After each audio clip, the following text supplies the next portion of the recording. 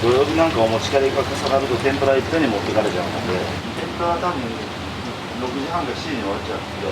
それから板場の仕事ちょっとやるもんで、だから全種類の天ぷらは俺あげない。となるともう300枚以上。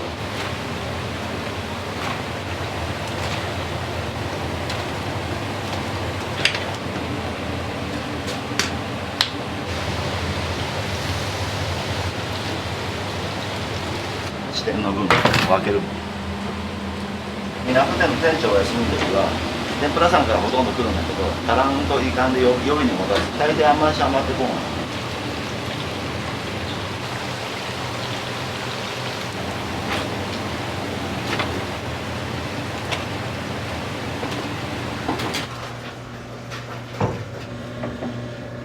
どのぐらい前から働いてるんですか20代から。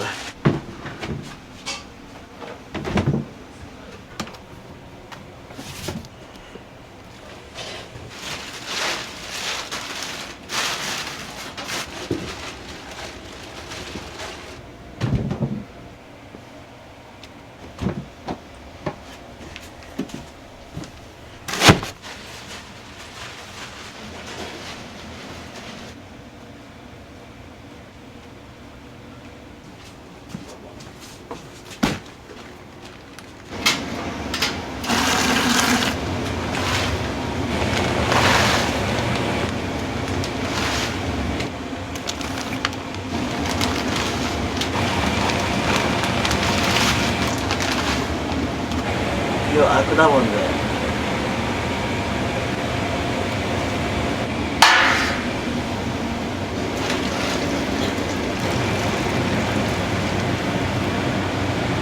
あと15分後にまた入れ替えよう。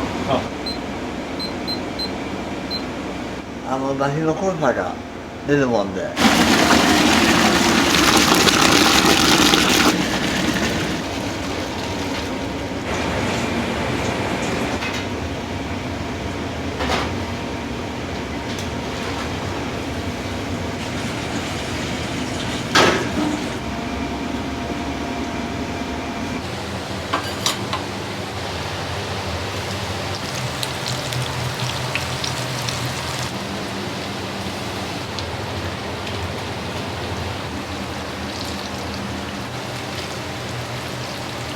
昨日でも250枚ぐらい俺あげとる。それプラス天ぷらやから来る。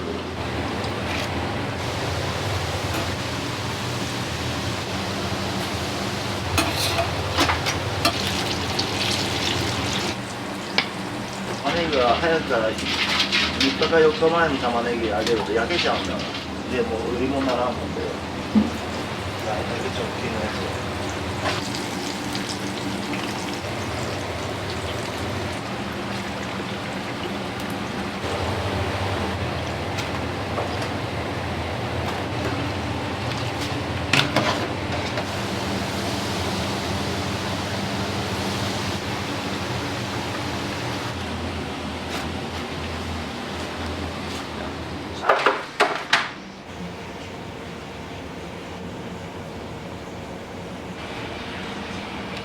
ちくわが42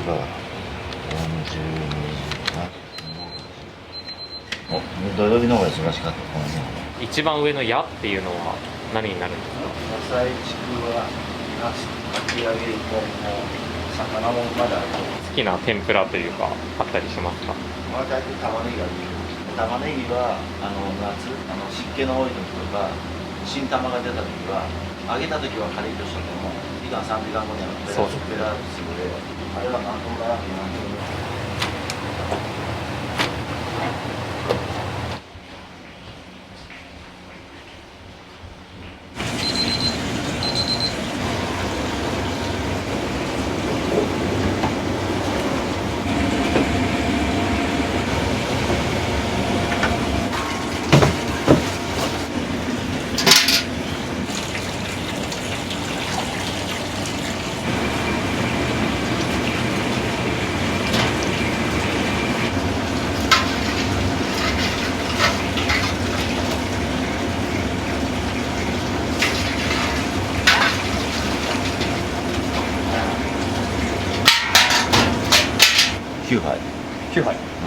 の港が3台、弁天通りが1杯、白菓子が欲しいかな。お店自体は何年前からですか？ 100年以上前、苗場のできた渡りグルメ式に100年前で出て、で100年後に俺たち呼ばれたもん。苗場まんじゅうと俺と河村市長やなんかもいっぱい来て渡りグルメ式やったんだけど、縁起がいいということで、その時の市長から長明っていう屋号をもらったの。そのバイクが宮弁っていう名前だった。昭和32年にここへ。もともとじゃあ苗場にお店があったってことですか？そうそうそう。酒、みりん、砂糖、それで味付けするんだけど、今は昔と違うんですか？これをもう何年もかかって作ってまして、これも2社から京都の大きな総味食品と三重の山盛りと、それを2つ混ぜて使ってます。色で分かった味見しなくていいですか？するよ、もちろんするけど、大体色でこっちは良さげだね。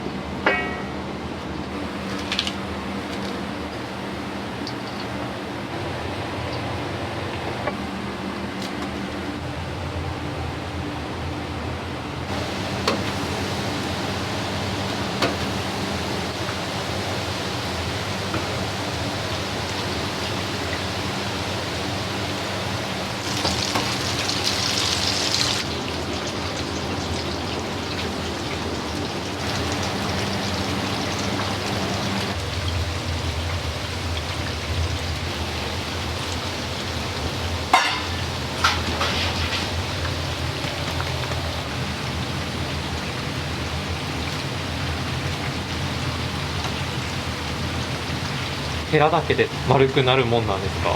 適当に感覚でこうやってやってくれるけどね。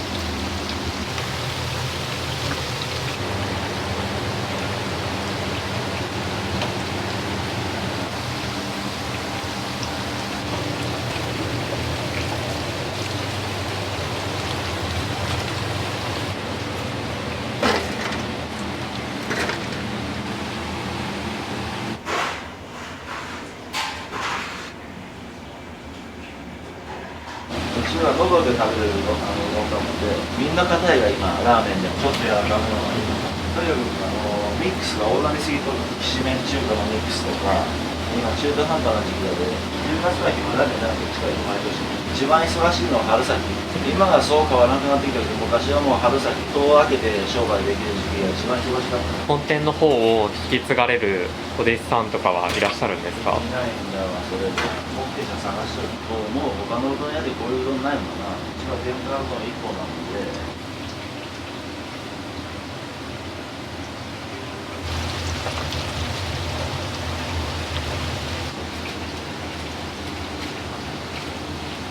これで本店分87枚とかです。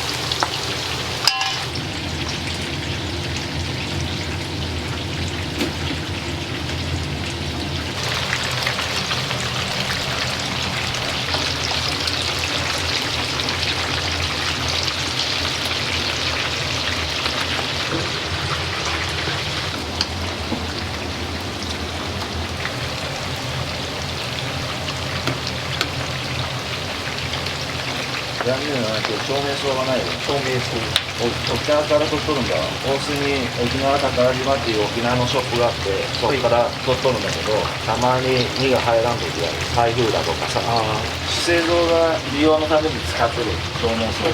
そんな12枚ぐらいしかあげないけど、まあ、食べる人は使えるとまあ、今まではさ、天ぷら揚げてなかったもん。天ぷらさんから全部取り売りだったので、照明うどんの前で天ぷらはみんな取り売りだった。その頃3軒あったの、天ぷら屋が。今は全くないけど、そんな頃は3軒あったもんで、忙しさも違うもん。夕方でも持ち帰りでバーン並ぶもんで、適当に200枚持ってきてくれとか、そんなに。うどんでも粉が最高7本で9本出たことある。1日ピークで。誰も信じると思う。うどん1本な。一袋で何玉分ぐらいなんですか？だって280個ぐらい売れるかな。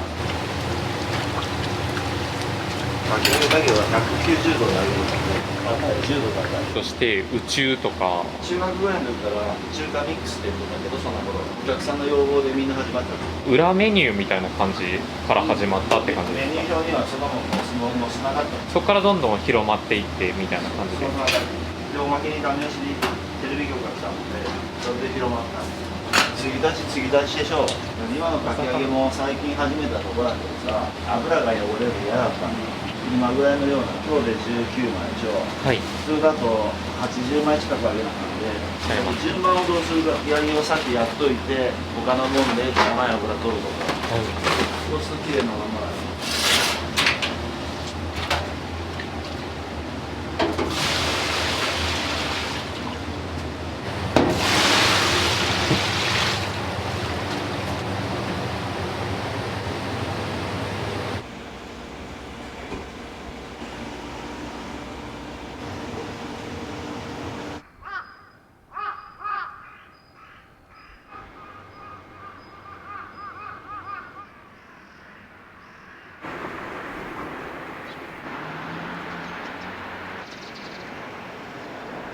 妖のいる男がいいと言って家族を捨てたような妹なんか哀れなもんか。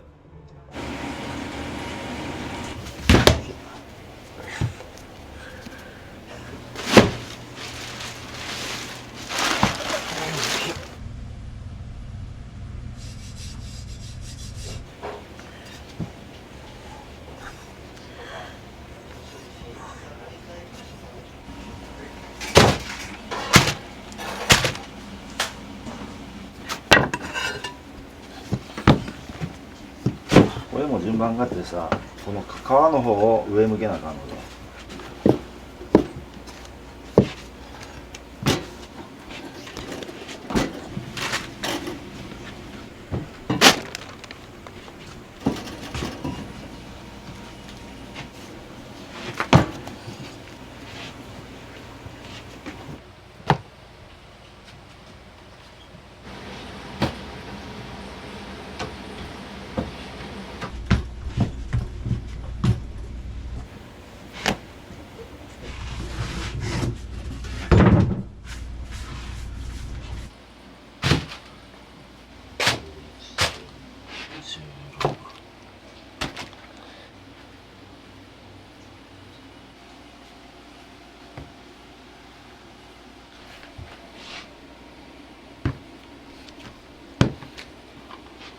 これがみんななかなかできんの。へそっていうんだ。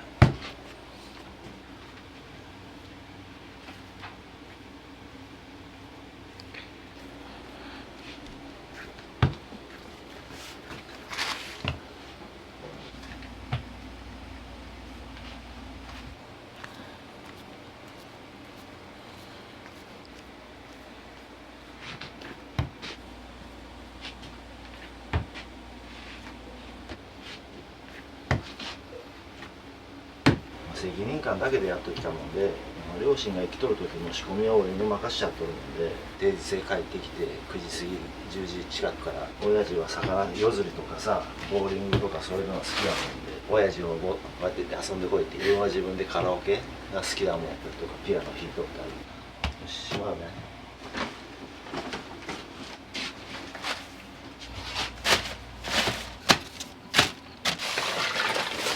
これがエンド系。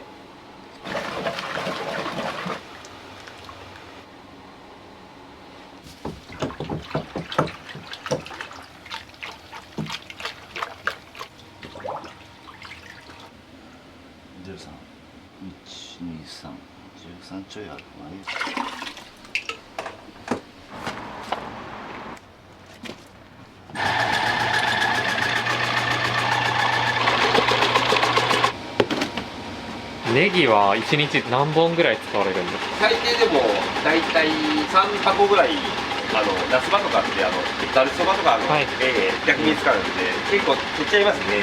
そういう時はもう本当に朝夕方っていうかダブルで同じ作業をやってる。ここ営業時間がもうオフタイムがないんで。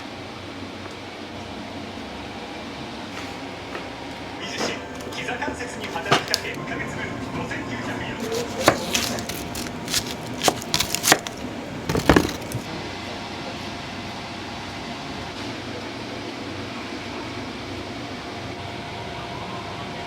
おにぎり結構大きいですね。結構大きいまん丸で、おにぎりも出るんですよ。大きめで結構ボリュームありますよ。ボリューム、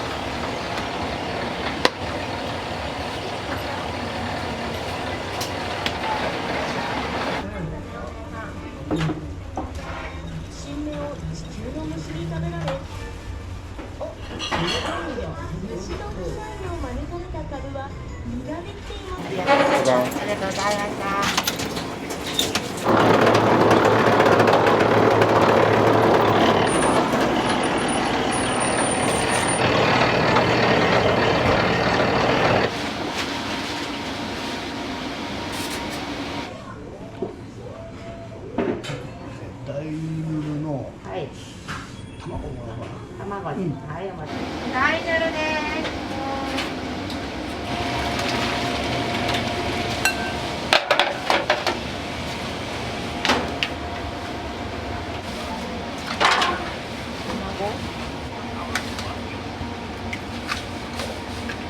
大宇宙です。はい。はい、ぬるね。お待たせ。はいや。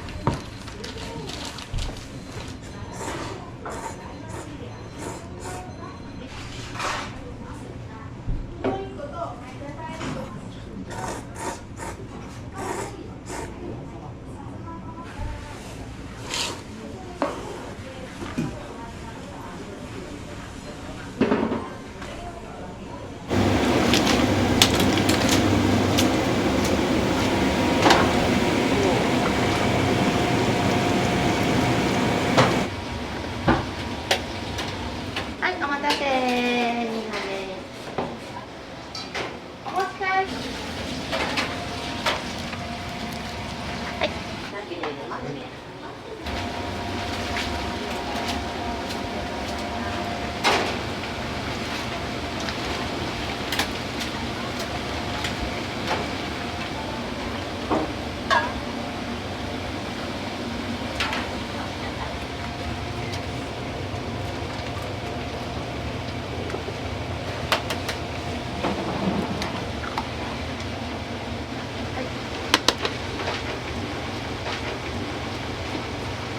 こちらです。はい。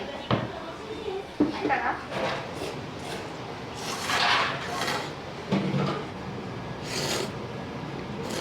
店にはよく来られたりするんですか？そうですね、週1ぐらい。ご近所にお住まいですか？近所じゃないんだけど、はいわざわざ美味しいもんで、宇宙にナス天、エビ天、おにぎり。おにぎりは昆布。味はもう抜群です。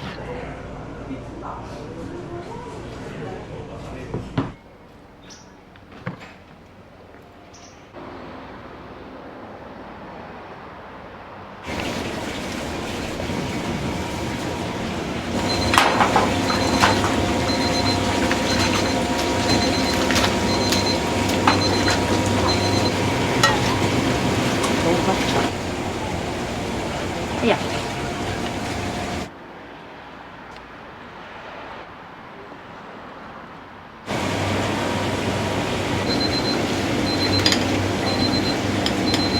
ょうどです。ゆずきお待たせです。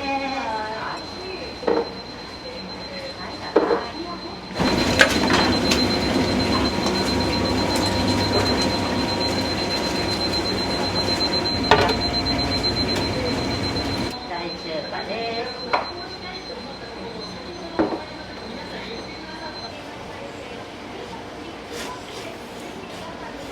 ゆずきのこの生姜がすごいたっぷり入れてます。基本的にはね、雨の日に行ったんですよ。ここで。雨の日だったら、割とね、10時からやってるところ少ないでしょ。気に入ってるところがあれば。味と量。早く出て、パッパって帰れるし。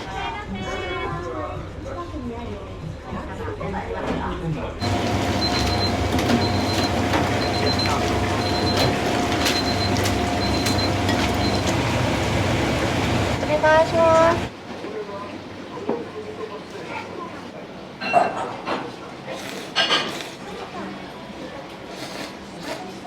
これの時は週1回一番美味しい。一番ですか？もう一番です。30分かけて時間作ってきます。昼は混むからちょっと早めに来て腹持ちもいいし。ないです。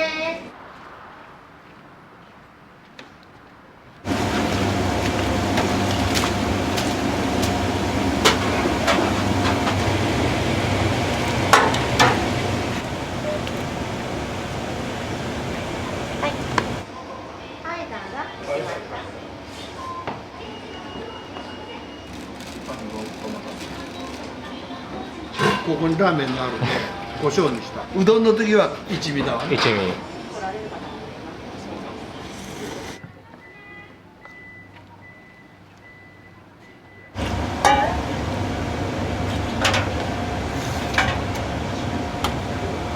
はい、お願いします。はい、お待たせしました。はい、中に入るよ。はい、はい、お母さんぬる。はい、ネギなし。はい。はい、どうぞ。ありがとうございます。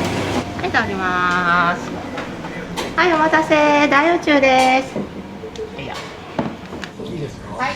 中華ミックス大盛りのフォローで、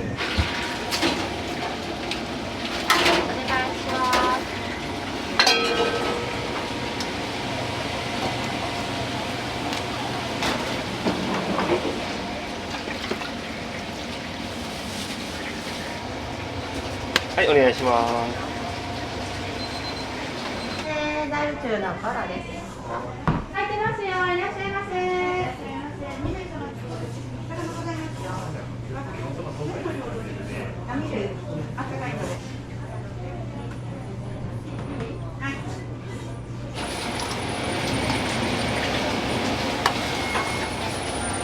はい、お願いします。天方。大至急。亀魚です。はい、どうぞ。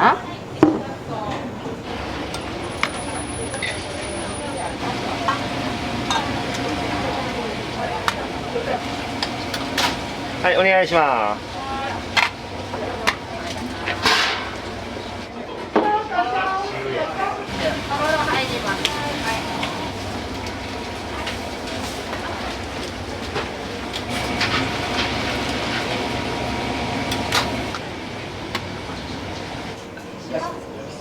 どん小盛りのかき揚げ。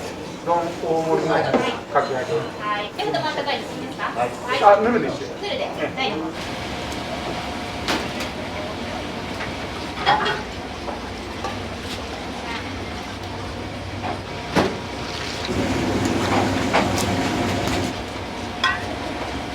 はい、お願いします。はい、お待たせです。小のかき揚げ。はい。大ヌールです。お水入れていきます。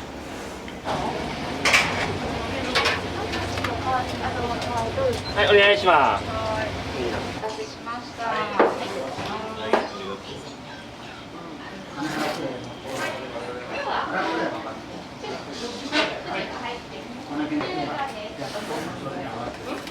お芋さんちょうだい。はい。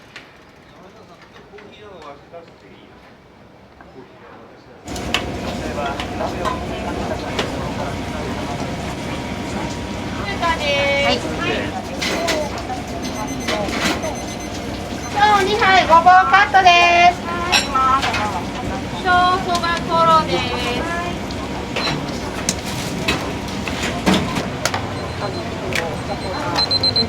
ドアがあります。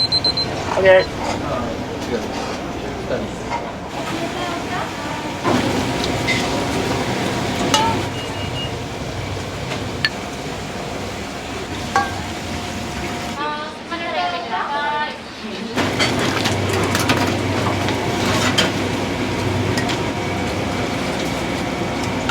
2番で。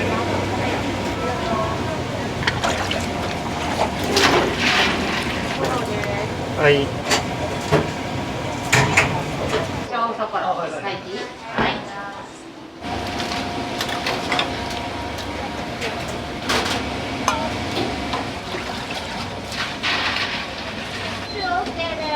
お待たせしました。はい、こちらです。どうぞ。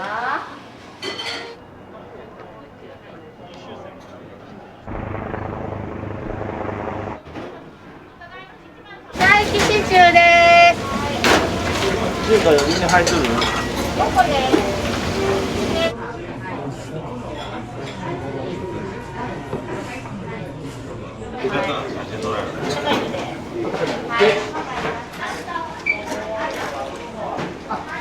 お店にはよく来られたりするんですか？どうですか、初めて食べられてみて。うまい。量結構食べる方なんですけど多いです。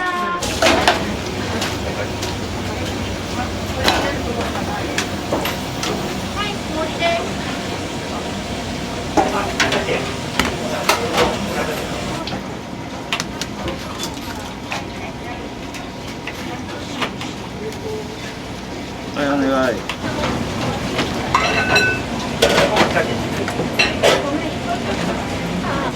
これあとおにぎり。あ、できる？持ってきて。乗らんかもこれだと。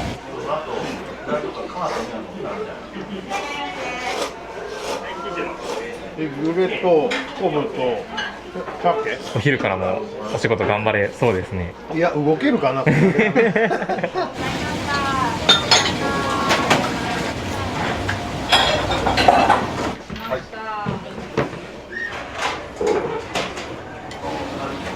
揚げ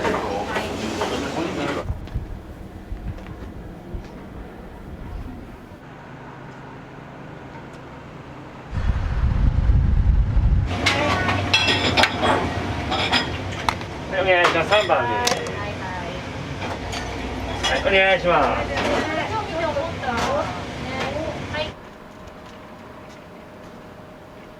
お母さん持つわ。あ、うまい。食べてく？あるよ。いい？いいよ。お持ち帰り？食べてく？今度お持ち帰りね。はい、350円。今待ってね。あ、ドンスタールでね、気をつけてよ。ありがとうね。はい、どうも。ありがとう。これ入れてからかよ、最後もね。ありがとうね。どうも。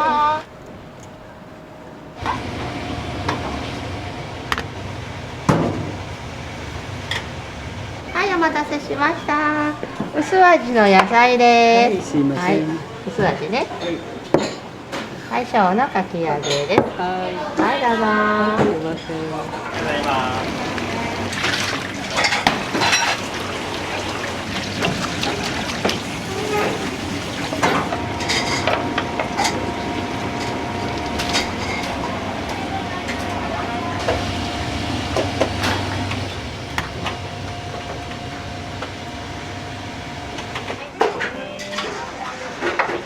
小盛りのごまそうですね。はい、ありがとうございます。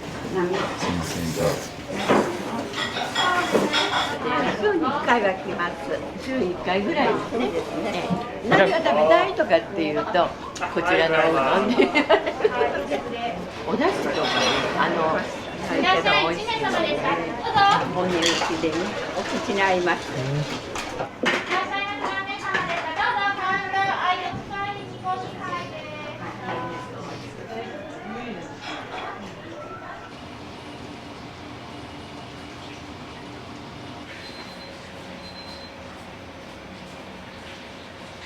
ありがとうございます。美味しい。よく来られるんですか？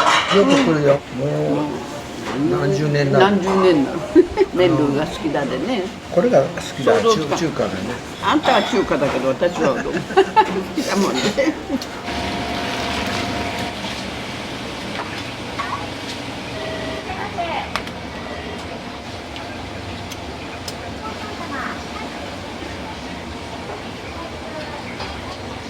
ママ出ます。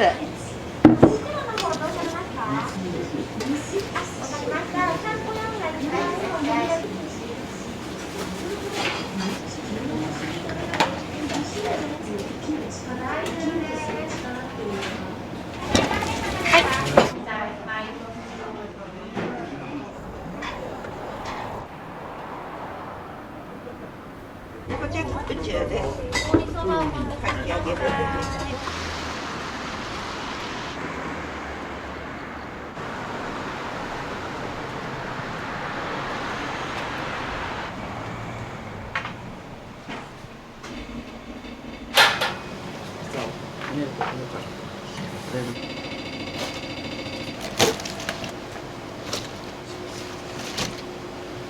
自分はこれをまず1袋、今日だと3袋か4袋使うので、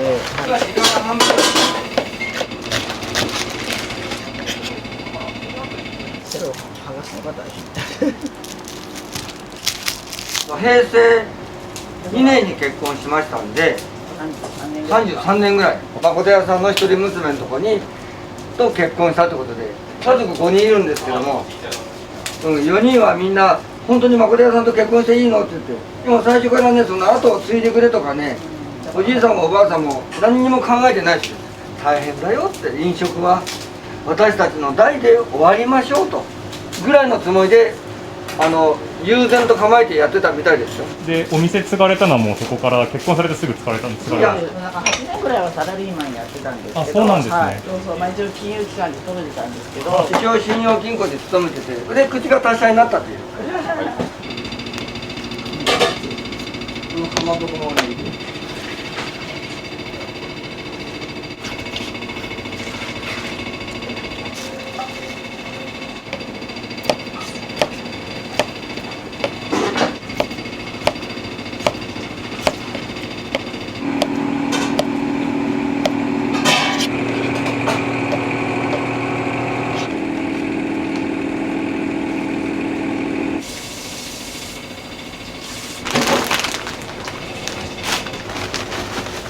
でもうちょっと香り付けをするためにこのカツオのまた混ぜたやつをかけ入れます。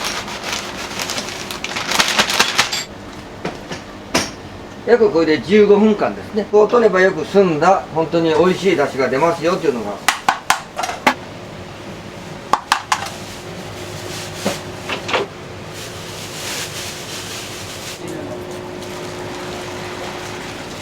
やっぱ毎日こうやって出汁を引いててもね、いい匂いがするなと思って、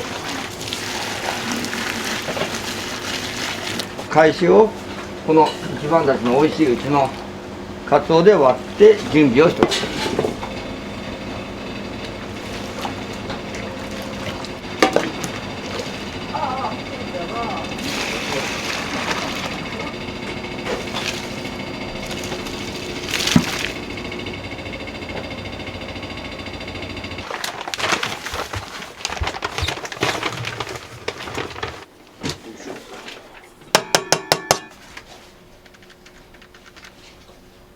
39でいいの？39で昨日良かったからそれにします。もう味噌煮込みは生麺なので加水率がそんな4も入れたらぐちゃぐちゃになっちゃうんで。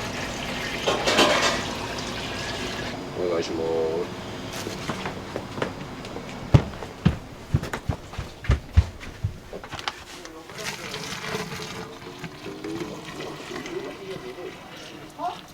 す。先代の大将は前は手でやってたんですよ。転んで肋骨を折った時にそのこねるのができなくなったんで、大田屋さんという出汁屋さんの今は亡くなったその昔の社長さん会長さんがこの関東ミキサーというパンをこねる機械をやった方がいいぞと。でこれでやると手でやるよりもまんべんなくいい明太ができるはずだからって。でおじいさんはそれをかたくなにこだわったけど、自分がこのあばらを折っちゃってもうできなかったもんだから、一応これを入れてからおじいさん曰くこっちの方がいいって言って、だから機械を入れるとこは入れて、で手打ちというのはそれをやってこう足で踏んで伸ばすのはその手でいいんだと。うちは特にここまでは機械に助けてもらってるけども、あとは手打ちでやろうということで。僕はまだまだあれ大したことない。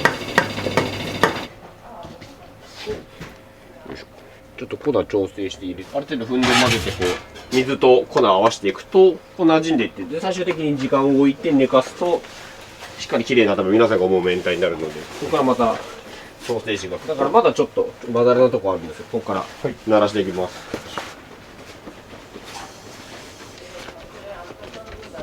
今おいくつなんですか？僕は32ですね。お店継がれるきっかけって何だったんですか？一応理学療法士っていうリハビリの国家資格の大学行ってて、一応それは取れて、この店自体もいつかは継ごうとは思ってたんですけど、5年10年先に理学療法士やってから戻るか今こっちやるかで、大学遠回りして入ったので、理学療法士としてもそんな経験ない中での名古屋に戻ってきたんで、どこでも就職先があったわけじゃないので、だったらもうここ一本でやろうかなっていうので、すごいこれは個人的なあれなんですけど、やっぱり昭和とかから続いたお店が結構皆さん腰痛とかで、うどん屋に限らず洋食屋さんとかすごい美味しいところとかが結構閉店とか後継ぎがいなくてっていうことがあって、今はこの店だけですけど、本当はそういうせっかく資格持ってるので理学療法とその飲食みたいなのつながって皆さんの寿命じゃないですけど健康寿命みたいなのが伸びれば本当は嬉しいですけど、今はもうここのお店で必死です。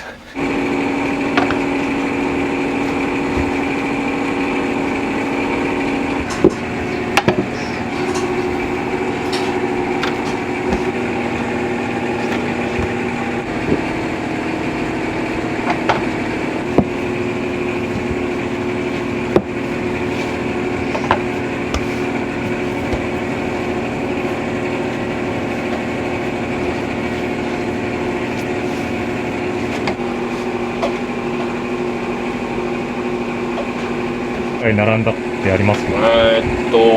多分僕がいた時じゃないんですけど、スマステが一番並んだでしょ。あれが11時に開店して、8時に終わるまで行列が切れなかったらしいです。や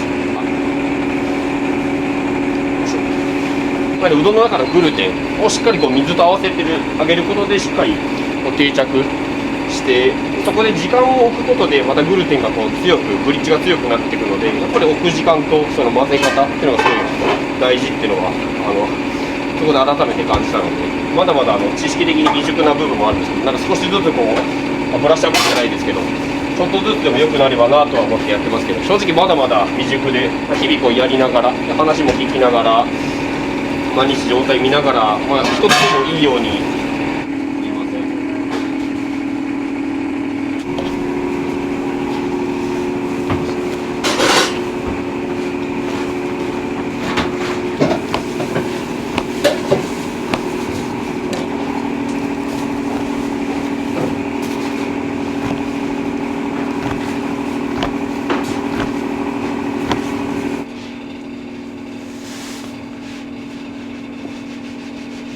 これで大体2升5合炊いて1日4升ぐらいは多い時は炊きますね。最初はガス釜で炊いといて、あと足りない部分はこっちで1升炊きのやつで追っていくっていう形でうちはやってます。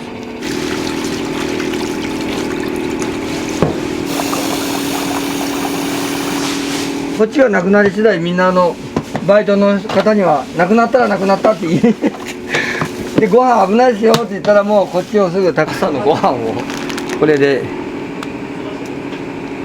毎日これで作っといてフライヤーの前に置いといて時間がある人がもう一口一口食べていくっていう形ですね。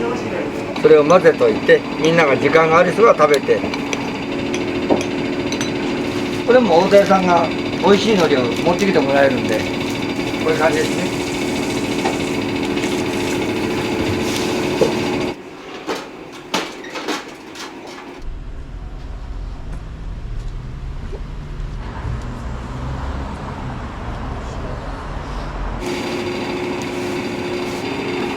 いやでもお寿司屋さんでもほとんど冷凍のやつを使ってますよね。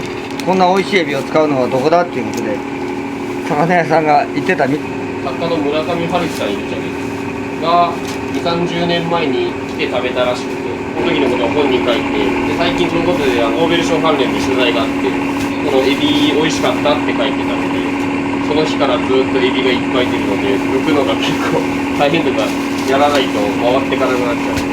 ちょうどここにいたパートさんがうちの祖母とかがなんか食べたいねって時にその場の思いつきでこう作ってくれたらしくて、エビ天はうちから味噌煮込みのものが始まったのかなっていうのは聞いてるんですけど。おはようございます。どうもいつもありがとうございます。またお願いします。いろんな店があっていろんなことがあるなっていうのは思いますね。収録で投資営業でっていうのをほとんど10年15年続けてるっていうのが改めてすごいなと思って。臨時休業する時もありますよ。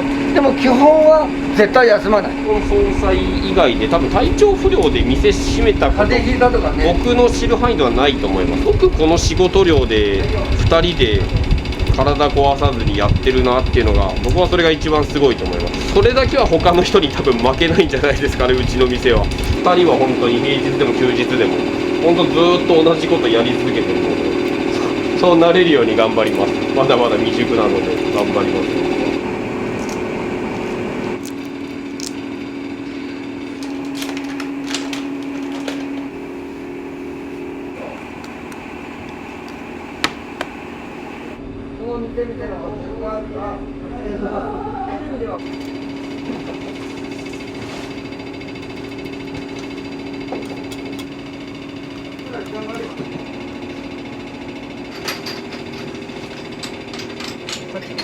これ前です。これこのまましまっとくよ。まぶして。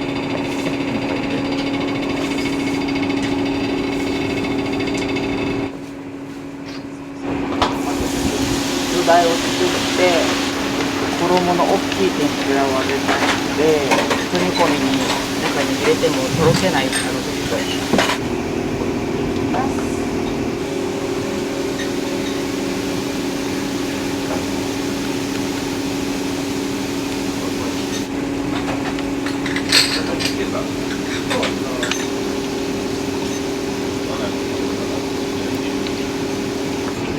こ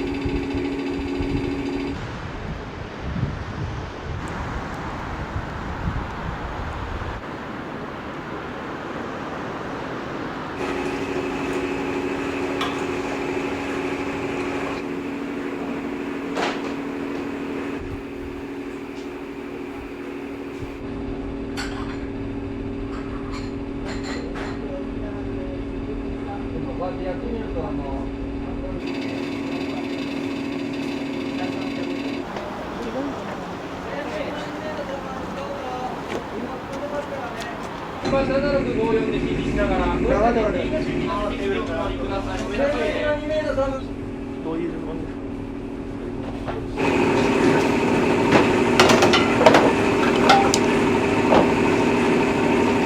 天目にエビ玉に、エビ玉1、ご飯に。はーい。いらっしゃいませ。何名様ですか？ちょっと店頭でお待ちください。ごめんなさいね。満席になりました。すいません。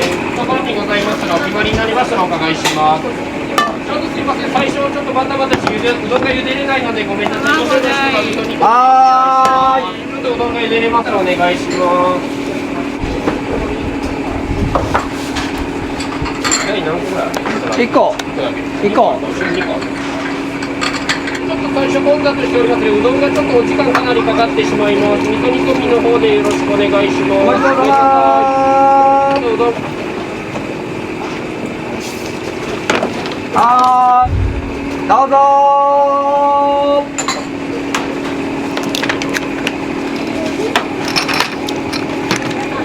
ー。卵はごめんなさい。中の方に入ってます。お待ちどうさま。これエビ玉2個です。はい、先生失礼しました。こちら親子おじさん。めっちゃうまいです。大阪から来たんで、もう帰るんで締めのうどんで。はーい。はい、ごめんなさいね。いつもはこんな風にならないんですよ。繁盛店のようなふりをしてるんです。もうちょっと待っててね。ごめんね。3番さん、エビ玉、味噌、お待ちどうさまです。どうぞー。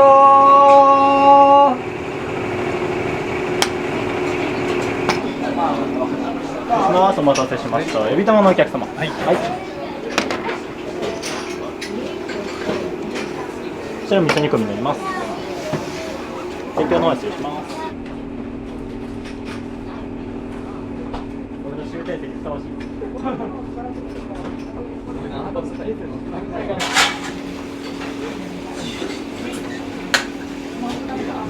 名様全部4ご飯に。はーい。ごめんよ。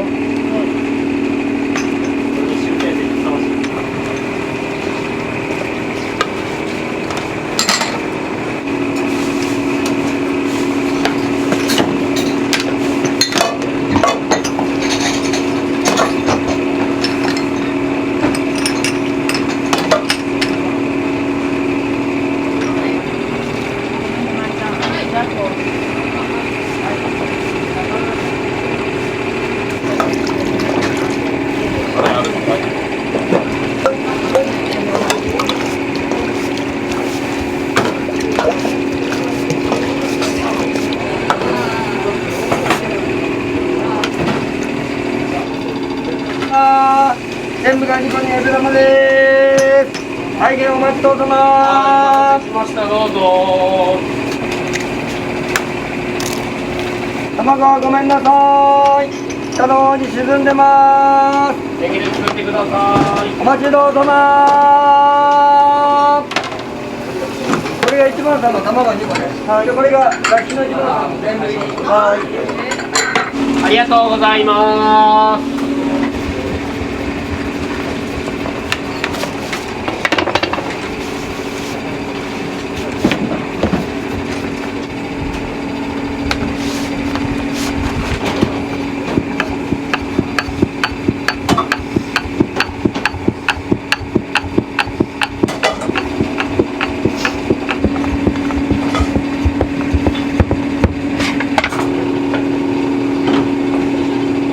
はーい、1番さんのと。こ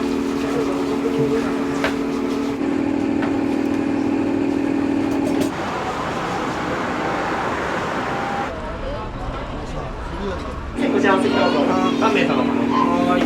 先頭の4名様どうぞ空きましたのでお座りください。どうぞ。お待ちどうさま。はい、お待たせしました。どうぞ。はい、いただきますと助かります。いらっしゃいませ。次の方も中お入りください。エビの白すまし。味噌。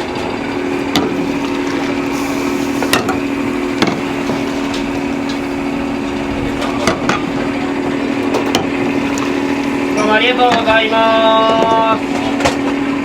ありがとうございました。どうもありがとうございます。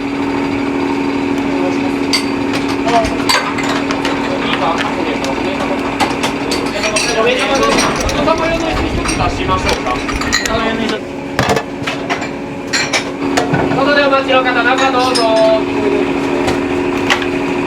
ご飯2個お願いします。すべてお待ちいただけますと助かります。ありがとう。どうぞお入りください。ありがとうございます。僕が4つ箸つけといてあげてね。5名さん、4名様ごめんね。どこが1名様。お金入ってまーす。お待ちどうさま。暑いので気をつけてください。どうぞー。ありがとうございます。どうもー。次2名様です。どうぞどうぞ。どうぞ2名の方、中どうぞ。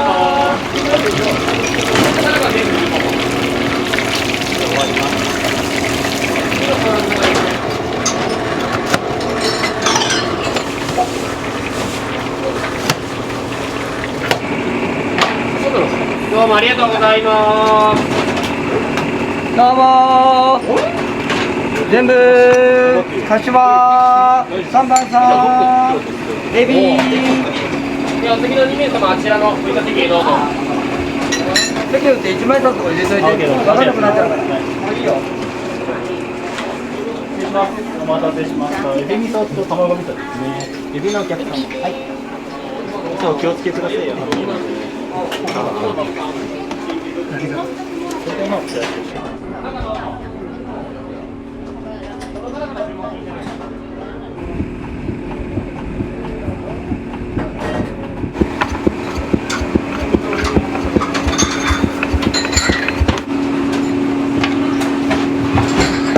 う2名様、外の方も2名様、中どうぞ。ないので順に並んでごめんなさいね。お待ちください。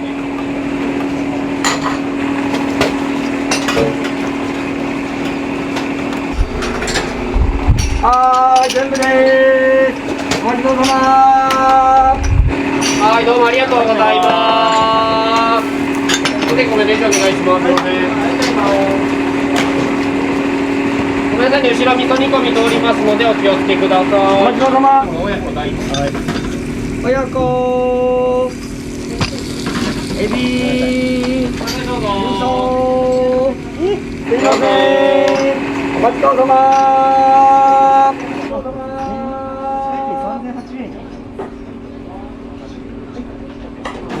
初めて来たからどんな感じかなと思ったけど、やっぱり美味しい。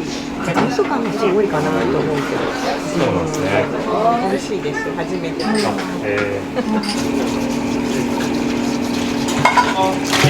んま無理しないよね。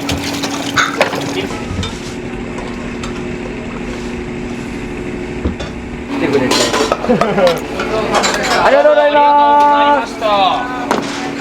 一応できるので。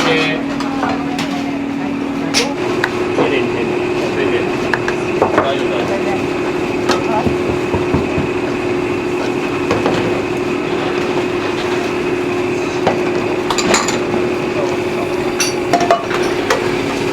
はい、ご飯1個。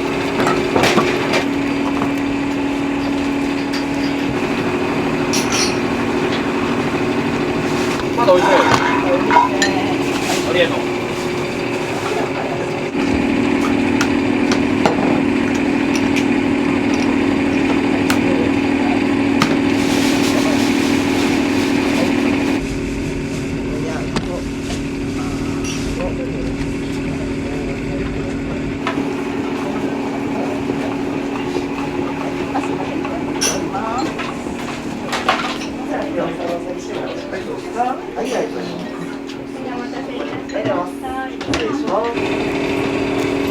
あ、これちょっと前セットします。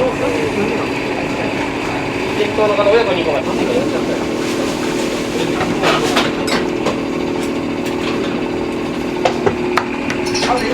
はーい。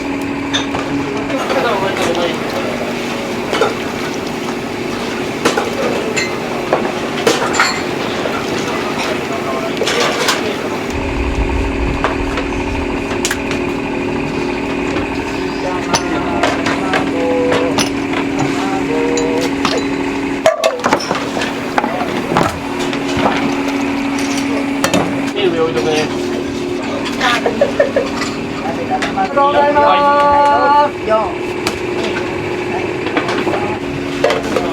どうもありがとうございます。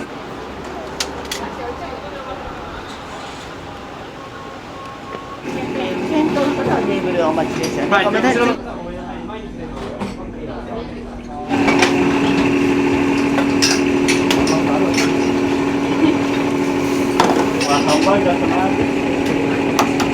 はーい、おやくは2個。卵は中です。お待ちどうさま。どうぞ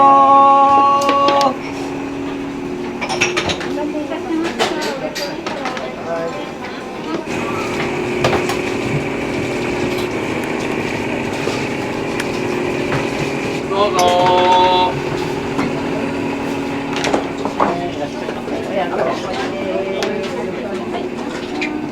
おネギを持ってる。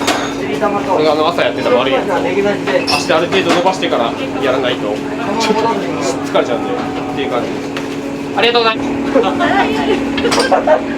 ごめんね、変な聞き方しちゃって。はいよ。そうです。大盛りはお待ちください。どうぞ。どうぞ。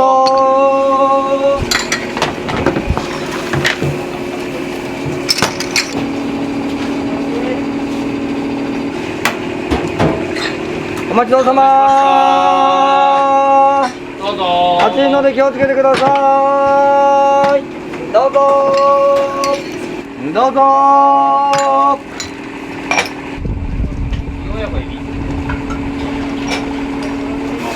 はい。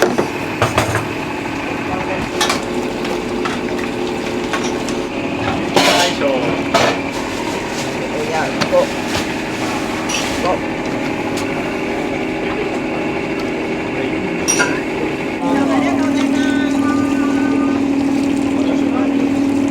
全部親子ご飯が1個お待ちどうさま。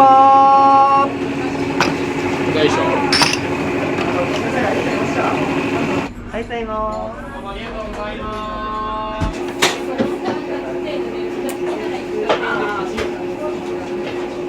俺結構。順番で並んでください。 6名様、全部2つ、エビ玉大2つ。い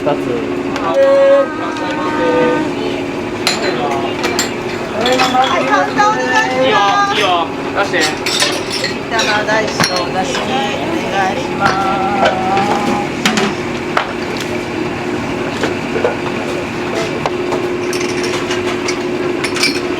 こんにちは。ようこそ。あ、6番か。あ、ごめんなさい。もしできたらそういうの。はい、エビ玉ねぎトッピング。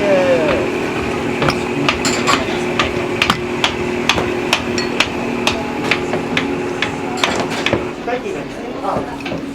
礼します。お待たせしました。全部入りのエビトッピングですね。はい。はい、ありがとうございます。どうも修行の道にしてくれたね。親子とエビ大ご飯。一つ。あいさん、やってるよ。はい。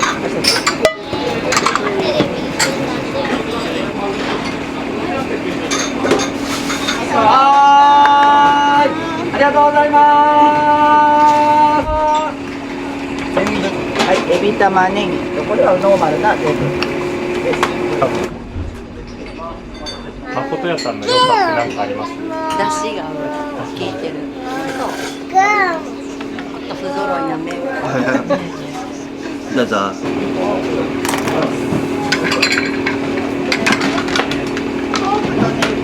フォークスプーンお願いします。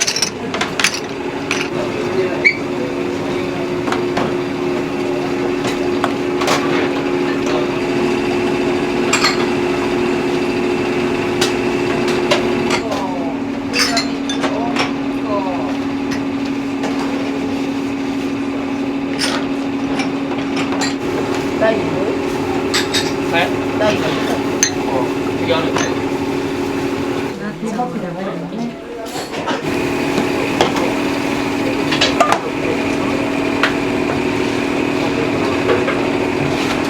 ありがとうございます。どうもありがとうございます。どうぞお待たせしました。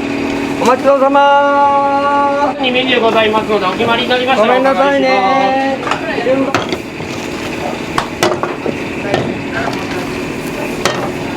お待ちどうさま。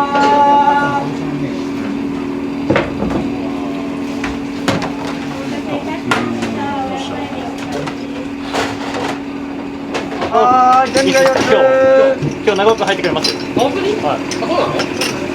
今日さっきできてたはず。あ、本当？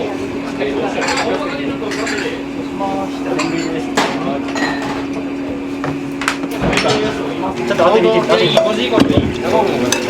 誰ですか？ごめんなさい、こちら卵中沈んでいます。ごめんなさい。天井の方失礼します。どうもありがとうございます。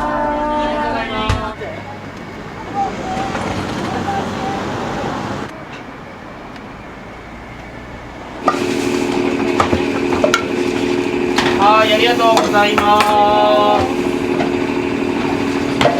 カウンターでいるかもです。ありがとうございます。卵でーす。次3名様ですかね。ごちそうさまー。2名様の後になってますからもうないです。多分だからその前にありがとうございます。いや、ちょっと君1個ちょうだい。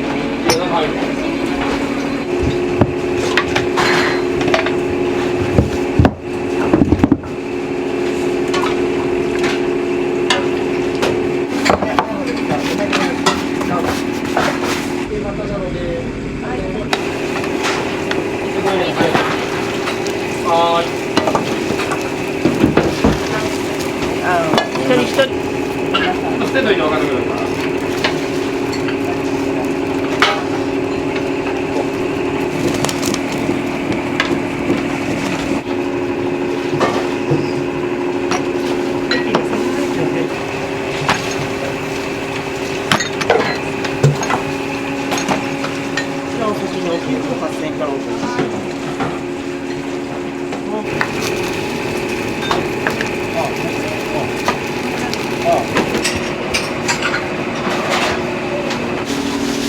何回詰めとるんですか？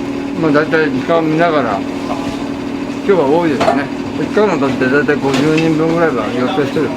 はーい。であとは様子見ながら、お尻が強ければもっとどんどんやっていくっていう。今日今は午前中なので、まあやれるだけとにかくもう後先考えないでもうやっちゃうっていう。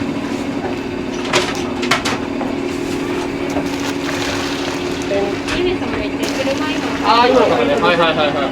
先頭のお客様、奥のテーブル空きました。どうぞ。カウンターでご飯1個ね。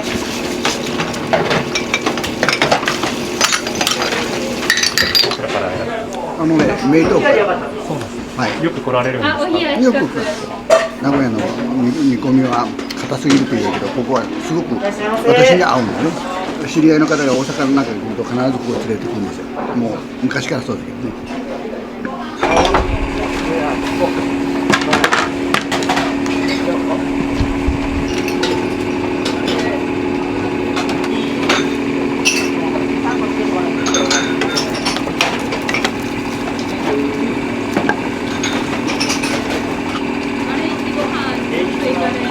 ごめんね、もう1個ご飯追加。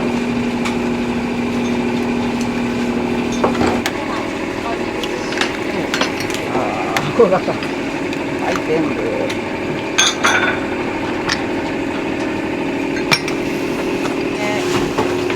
はい、お願いします。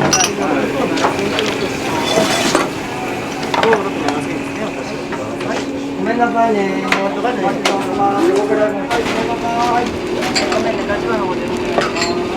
あと、どうぞ。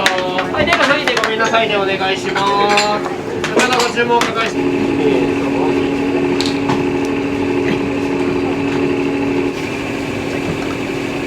大盛りじゃなければまだこれからお待たせしました。こちら卵味噌になります。はい。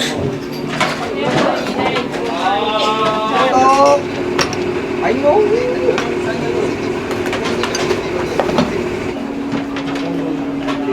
はい、お待たせしました。こちらエビ玉になります。はい、こちら親子味噌になりますね。はい、失礼します。こちらも以上でよろしかったですか。はい、ごゆっくりどうぞ。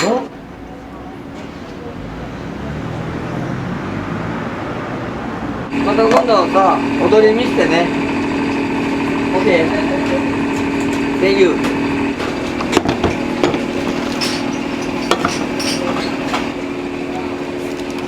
全部でーす。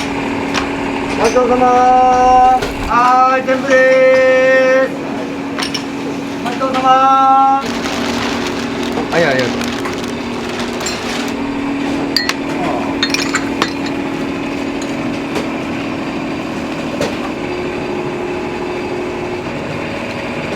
エビ玉卵でーす。遅くなりましたー。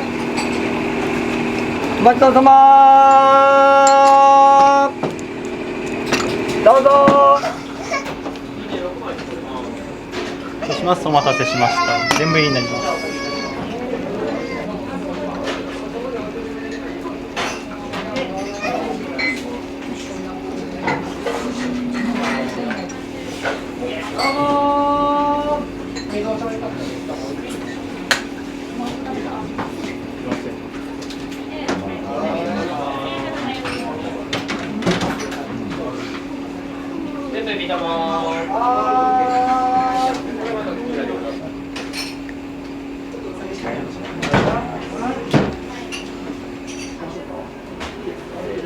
ございます。ありがとうございます。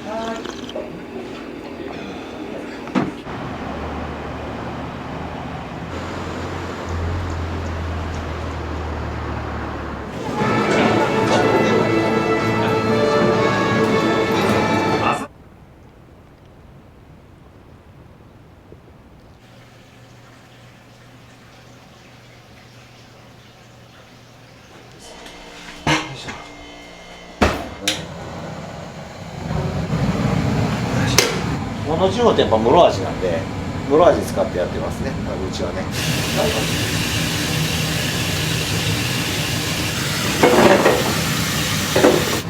いしょ。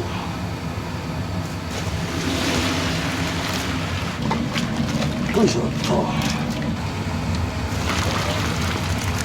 なくなっとるね、今ね。特注じゃないと作れない。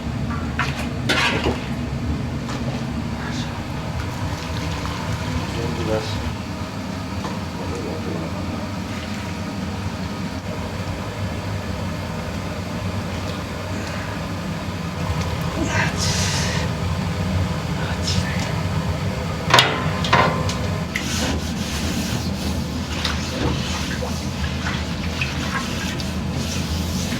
きれいにやらなあかんな。きれいにさやらなあかんで。まあお客さんにもね、しないとね、ダメな方だから。ちょっと厳しいですか。厳しいは厳しいですよ。いいかな。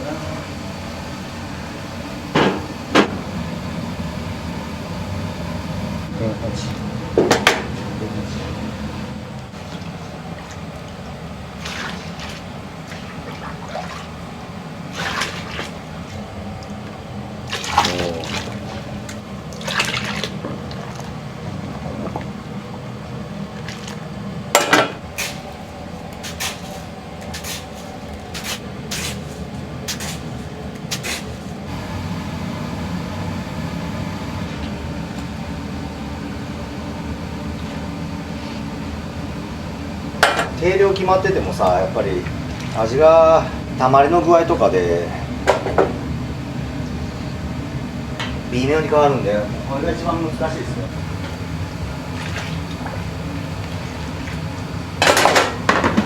量が量なんでね。馬が走る開催の時はやっぱりどうしても仕込みが多くなるので、なんで大体これぐらいの時間からやってるかな。最大で何倍ぐらい出るんですか。1400ぐらい。1日もめちゃくちゃ大変ですよ。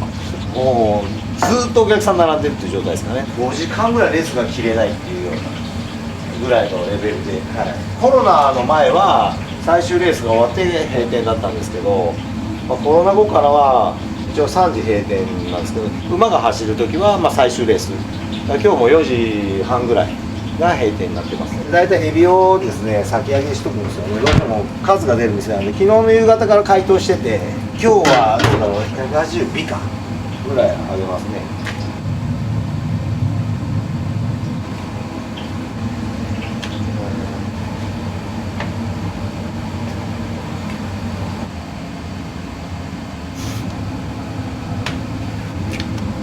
卵ね。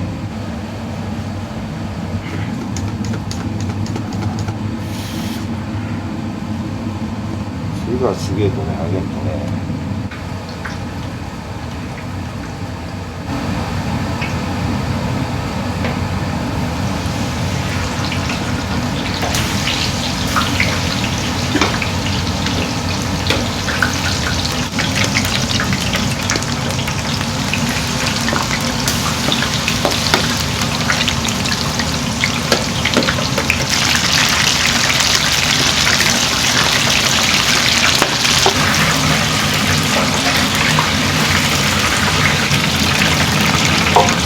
いけばと12月の第1週と、あと3月の大体最終週、3月は高松宮、12月はチャンピオンズカップってあって、その日は本当にエビ天がどうだ、まあ400本ぐらい。営業中はもう足らなかったらあげますけど、昼のピークは絶対超えなきゃいけないもんで、先揚げしとかないとものすごい数のお客さん来るので、まあその高松宮とかチャンピオンズカップだと 5時間ぐらい列が消えないんで、先に400ぐらいは絶対上げとかないと足らないですね。400だとちょっとかなりの時間やっとかなきゃいけないので、エビをね、仕込みがね、年に2回だけはね、だから本当早い時はもうここに3時半ぐらいかなに来て仕込むって感じですかね。エビ揚げたり、そうですね、まあ出汁も出さなきゃいけないんで、出汁も7回8回この釜で満タン出すんですよ。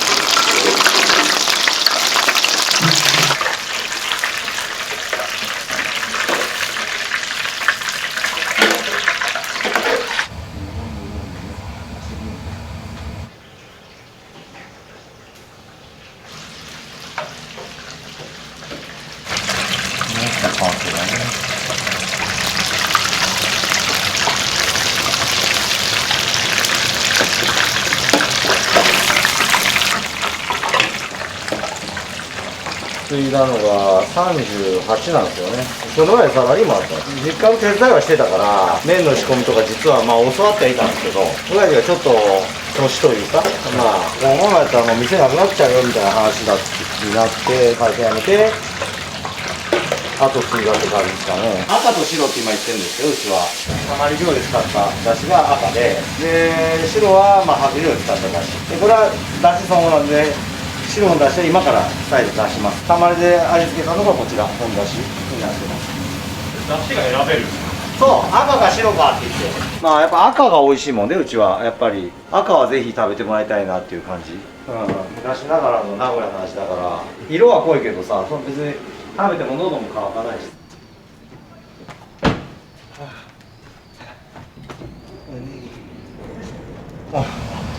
これ今日の1日分。これぐらいは使うかなね。これ別店舗でそう、他で仕込んで、明日の分はちょっと仕込んで、こっちで仕込まないかんもんで。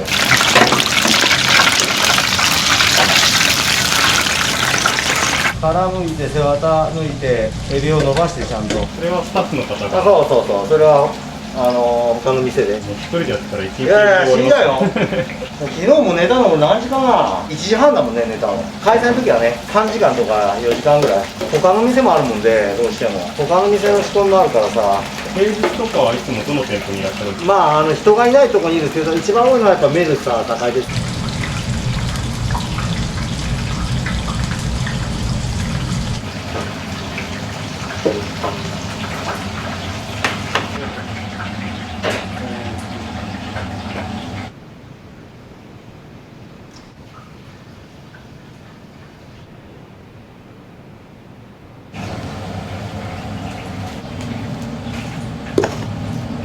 室味使ってます、うちは。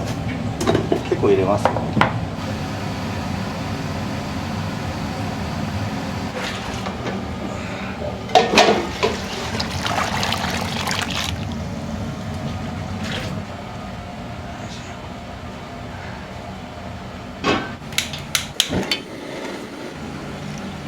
白醤油。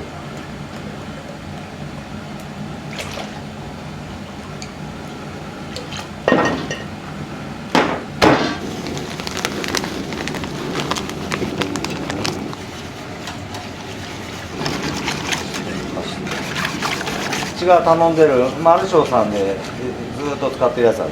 まあまあそうだね、うどん屋のカレーって本当味だよ。美味しいよ、カレー人気だからうち。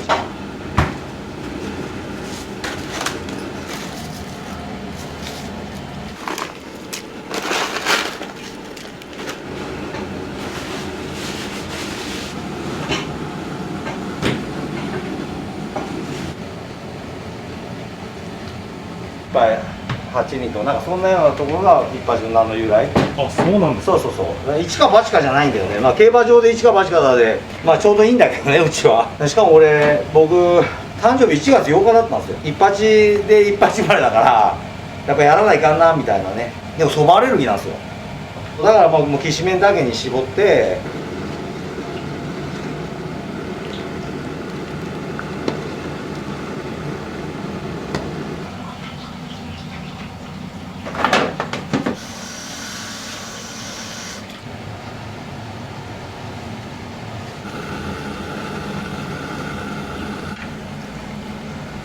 片栗です。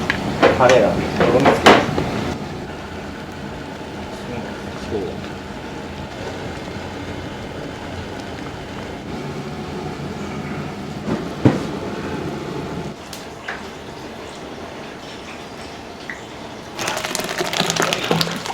はい、また。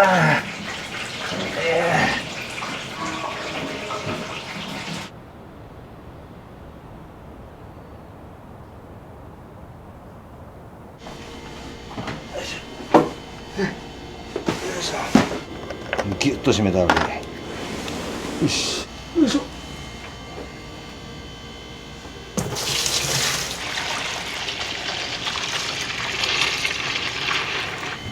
たまに3種類使ってるかな。あ、そうなんですか。3種類のブレンド。たまにね。これセット。ね、これはこうやってね。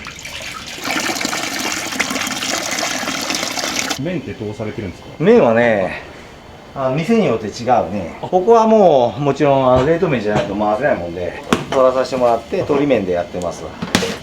他店舗は自社の麺使ったり、ちょっと特注で作ってもらったりとか、そういうのは本店の1階に麺切り場があって、昔僕がやってたんですけど店舗が増えたんで従業員に教えて作ってもらってますね。大盛りちゃんね。はい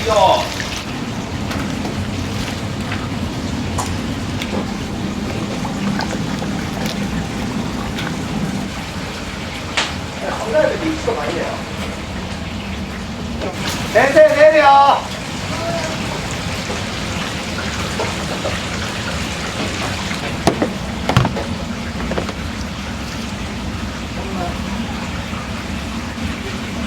はい、大盛り。ありがとう。お待たせしました。ありがとうございます。はいよ。はい、呼んだけありがとうございます。450円ね。はい、ありがとうございます。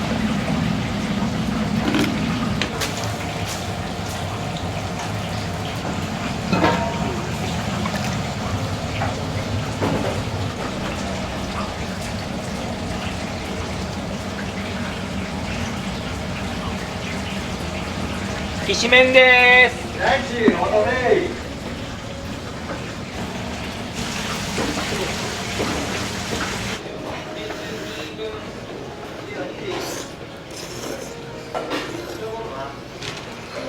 一発さん結構利用されるんですか？大体そうですね。僕はきしめんずっと食べてる。母親のきしめんだからさ、食べたいと思うから来る。エビフライ乗ってるやつだ。4代目美味しかったです。ありがとうございます。はい、いらっしゃい、どうぞ、お前どう。どうも。あ、オッケー。きしめんつぼみ。だいたい1万円で。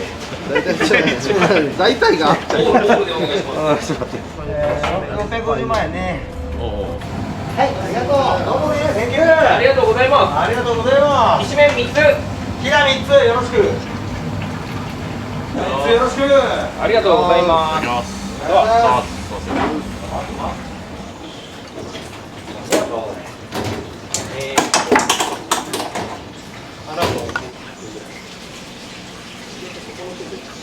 ごちそうさまでした。ありがとうございます。ありがとうございました。すみません、ありがとうございました。どうもよろしくお願いします。ありがとうございます。ありがとうございます。お願いします。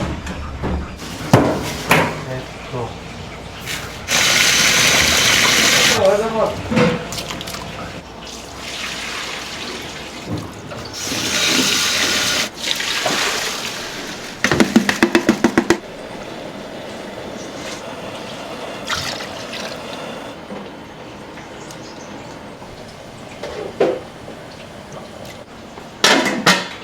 10分後かけます。お米そうですね。だいたい30号から40号ぐらい。忙しいと60号ぐらい出るんですけど。60円。そう、安いんだわ。うちの親父がね、最初つけて、面白いからやっとる。リーズナブルでしょ。50円なかなかないよ、今日日。確かに。今日日ないよ、50円ライスは。米でじゃあ利益がほぼない。ないよ、ないないない。まあ別に、麺屋だからさ、まあそんなライスぐらいは。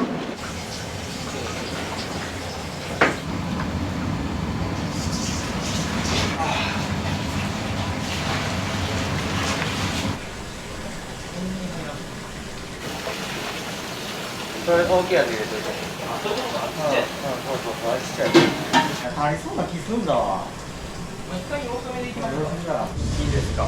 どうぞ。普通のきしめん一つと、はい、カレーと天ぷらだったり。カレーと天ぷらどっちでも。カレーも美味しいよ。天ぷらきしも美味しいし。どっちも出来たて。カレーで。カレーちゃん、オッケー。ゲイ。一番ペリカ。一番ペリカ。カレーときしめん。うちはペリカなんで通貨だ。今日持ち合わせてないよ。日本円で、日本円で1000円です。1万円でいいよ。あ、1万円もちょっと持ってよ。もうじゃあ1000円でいいや。適正価格。適正価格。ああ、きしめんとカレーちゃんよろしく。はいよはいよ。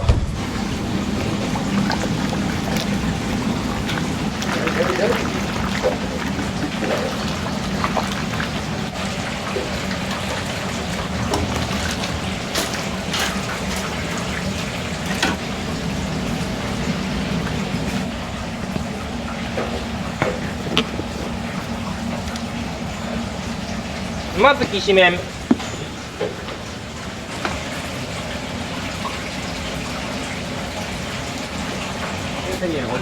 万ペリカ。1万ペリカ。オッケー。お願いします。今日もよろしくお願いします。お願いします。頑張ります。ありがとうございます。ありがとうございます。じゃあ、全部30でやってます。これで120か。予約数聞から見てちょっといつもより少ないかなみたいな、まあ、天気も悪いしね、150でやって、まあ、ピークは過ぎれば上げれるので、はい、じゃあ悪い、こっちも数えてほしい。あ、OK です。あと何尾かちょっと150でちょっと足りない気が。天気ついの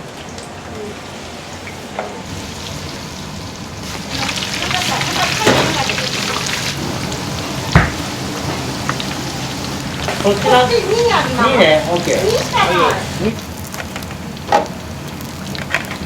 キャベツお願いします。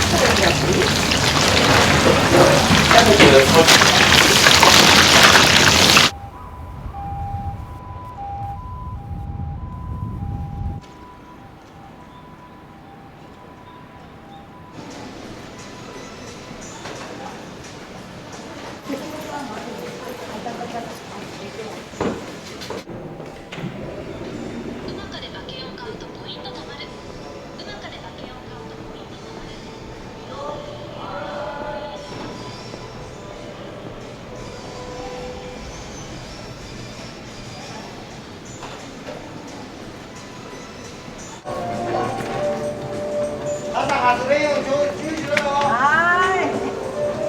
朝外れちゃう。ねえ、らしい感じ。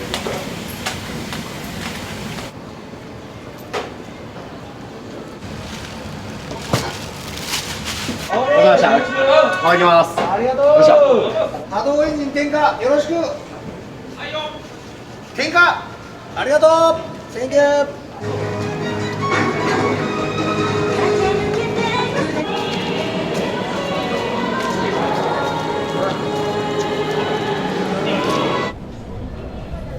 はい、どうぞ。梅、150円です。はい、やります。梅ちゃん先生、よろしく。ちょうどね、こちらお願いします。はい、いらっしゃいませ、どうぞ、毎度。はい、毎度いらっしゃい。じゃあ、きしめんと串カツ2本。味噌がそうですか。味噌で。味噌煮込む天気8400ペリカです。おつゆ赤か白か。白で。白天味噌2本です。よろしく。840よろしく。はい。はい、1600ペリカです。ありがとうございます。どうも毎度。左からします。はい、毎度いらっしゃい。何しましょう。ちなみに。平に9000ペリカです。200万円。はい、おし。1万ペリカ。ご祝儀出ました。ありがとうございます。どうも当たりそうです。ありがとう。7、8、9万ペリカ。はい。はい、よろしく。左からします。はい、どうぞ、はい、いらっしゃい。梅きしめん。ありがとうございます。はい。平にね。はい、よろしく。左からします。はい、どうぞ、はい、いらっしゃい、どうぞ。白天と、味噌か。日本ありがとうございます。オッケー、わかった。きしめんお願いします。きしめんにゃんが。花で一丁。きしめんです。どうぞ。隣の方からどうぞ。米が天気したの。味噌がどうですか。はい、きしめん2つ目ですね。お待たせしました。はい、どうぞ、いらっしゃい。何しましょう。きしめんにゃんが。天気お手赤か白か。赤で一丁。4000ペリカよろしく。はい、500。はい、オッケー。います。天ぷらきしめん赤です。ありがとうございます。どうぞ、何しましょう。生2つと生両面食うていい。串カツ2本。味噌がどうですか。味噌で。はいよ、1640万円。串カツ2本増やしてもらっていいですか。はい、いいよ。一緒のやつでいい。1880。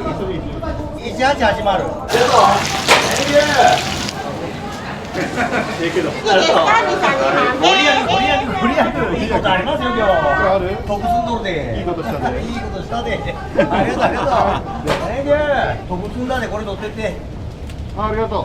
ご利益、ご利益。ありがとうね。どうぞ、何しましょう。はい、金シャチ一丁。7000ペリカです。白手。そうね、金シャチ。金シャチ。金庫2枚よろしく。都合2です。ありがとうね。どうぞ、何しましょう。金庫2枚よろしく。はーい。ごめん。あ、ここにあります。はいよ、見て。はい。ちょっと待ってね、大きいのしかない。あ、ここにあります。はいよ、9千。はい。確かに。そうですね。名古屋の。はい。名古屋のフルーツと言われてます。センキューです。ありがとうございます。いらっしゃい、どうぞ、どうもね、ありがとう。はい、ありがとう。カレーちゃんと。はい、生1250万円。1250。はい、500ペリカ、ありがとう。左から出します。はい、いらっしゃいませ。はい。はいよ、4500ペリカね。はい、500ペリカのお返しです。Thank you。はい、平井一丁、その後、廃屋満タンよろしく、キャップ OK で。はい、500ペリカのお返し。平井市ね、その後。はいよ、カレーで。ありがとうございます。いいぞ。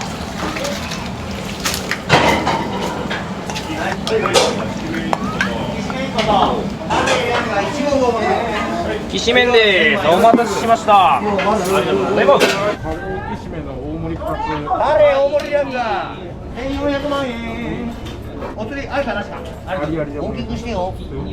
はいよ。串カツ2本。はいよ。6900ペリカで味噌でいいかな。あと味噌2本入りました。ありがとうございます。串カツ2本。味噌でいいかな。はい。味噌2本。はいよ。240。お釣りなし。なし。ありだね。お願いしましょう。トマトカレーに。カレー大盛り。はい、いらっしゃい。どうぞ。お酒。カレー大盛りですね。お待たせしました。それが24回ぐらい。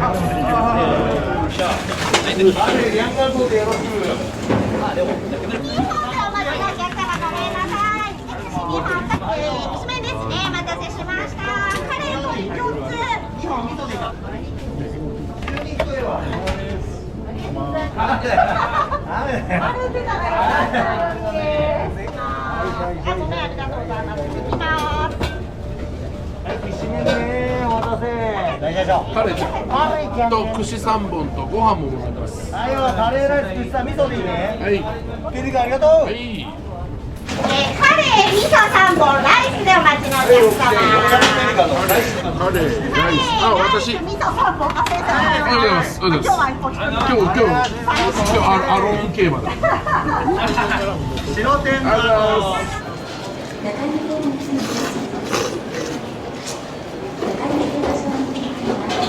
一般さんよく利用されるんですか？ここに来ると必ず寄ります。きしめんの味と大将をはじめ皆さんの心遣い、そこに惚れておりますので、はい。知らない。ごちそうさま。ありがとうございます。何しましょう。天ぷらきしめんを。天気、おつゆ赤か白か。赤で。赤で一丁3枠です。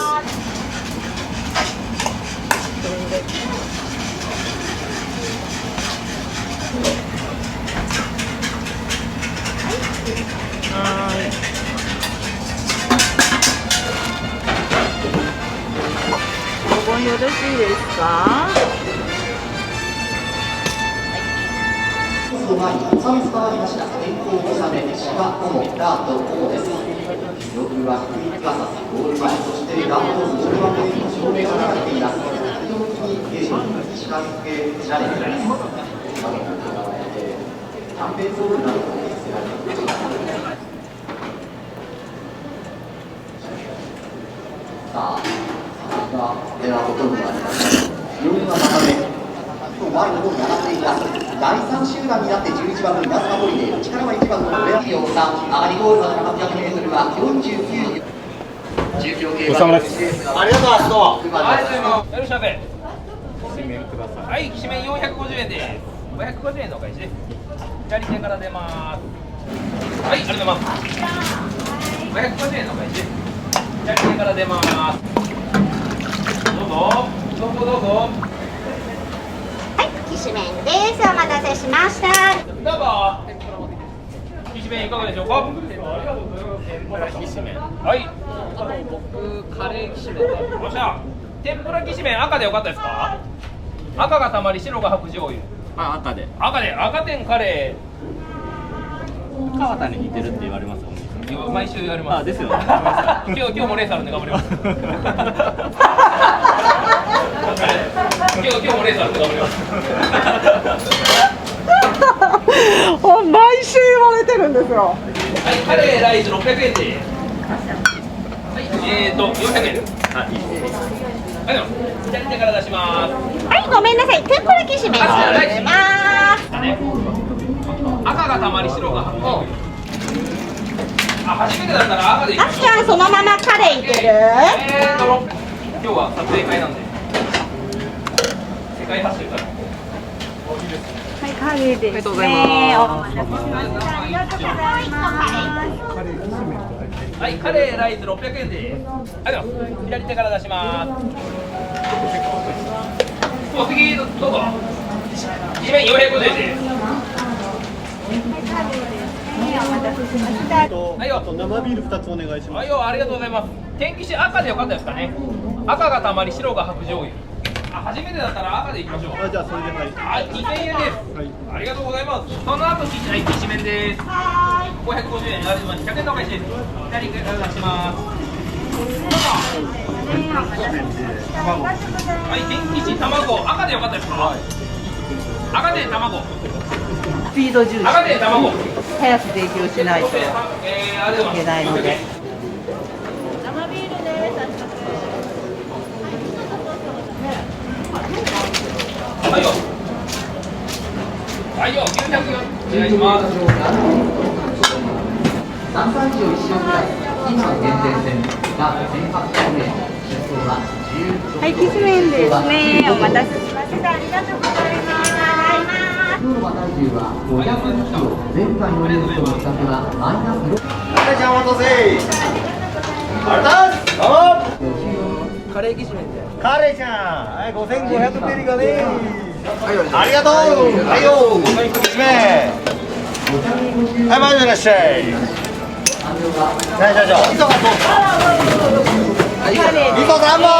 はい、社長。味噌がどうか。味噌3本。3600ペリカ。あり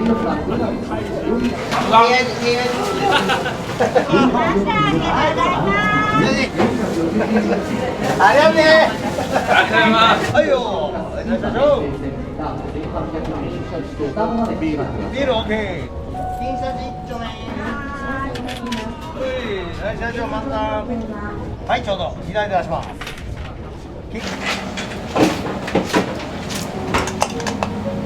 1400万円。はい、社長また。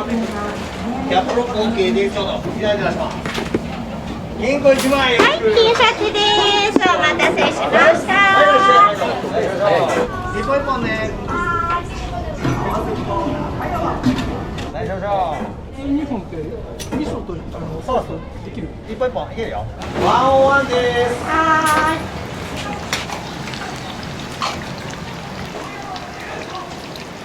ーい。はい、すいません。こっち味噌でソースにります。ありがとうございます。毎度。串カツ2本。味噌かソースか。味噌2本。240です。はい、ちょうどありがとうございます。どうも左手から出しますね。ありがとうございます。どうも左手から出しますね。ありがとうございます。ありがとうございます。550です。カレーちゃん。左から出します。ありがとうございます。左から出します。ありがとうございます。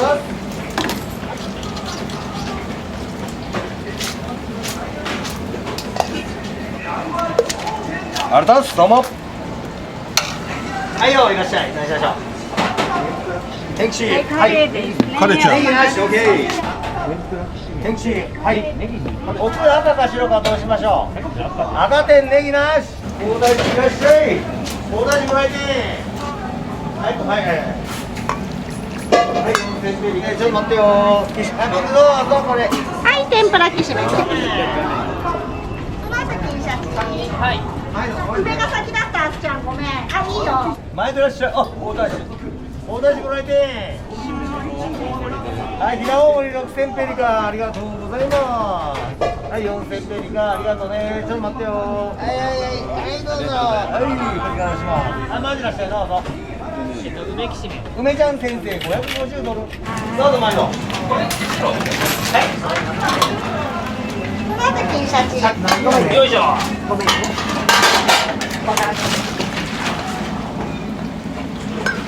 きしめん大盛りですね。はい、お待たせいたしました。はい、どうぞいらっしゃいませ。はい、梅ですね。お待たせいたしました。ありがとうございます。といたのに。今、取ったけどな。はい、金シャチきしめんですね。お待たせしました。ありがとう。中京競馬場2レース3歳以上1番の福田です。8回の53秒差にはい、どうぞ。3歳以上1周が捨てる天ぷらきしめん600円で赤でよかったですか？はいよ。あれいっちゃい。ご飯とカレーちゃんね。オッケー。はい、天ぷらきしめん赤です。味噌カツ丼2つ、レモンチューハイ1つ、串カツ2本。はいよ、味噌でいいかな。味噌で。はい。2040円で。あれ、10万と。もうそれ人生の申し訳ないです。大丈夫です。そうだった。飲んでんね。よろしく。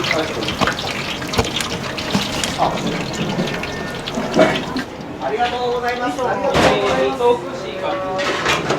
はい、どうもですね。お待たせしました。ありがとうございました。おいいいか今日はさせて3本と味噌でいいかなライス味噌3本ライスオッケー410万円左手から出すよありがとねはいセンキューはいどうぞ毎度何しましょうあ食べてちょうだい銀行ワンツースリー3000ペリカンの開始です300万円ありがとうこれ朝ハリウッドゲームだな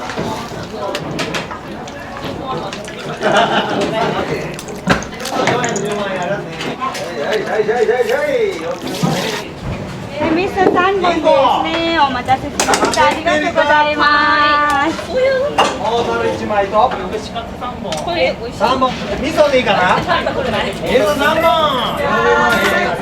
大皿1枚味噌3本はい、ピザチですね。お待たせしました。ありがとうございます。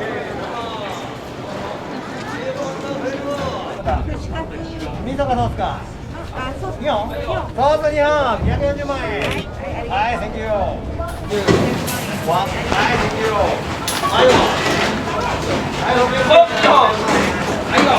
ありがとう毎度ざるね、オッケー500万円と左肩しますセンキュー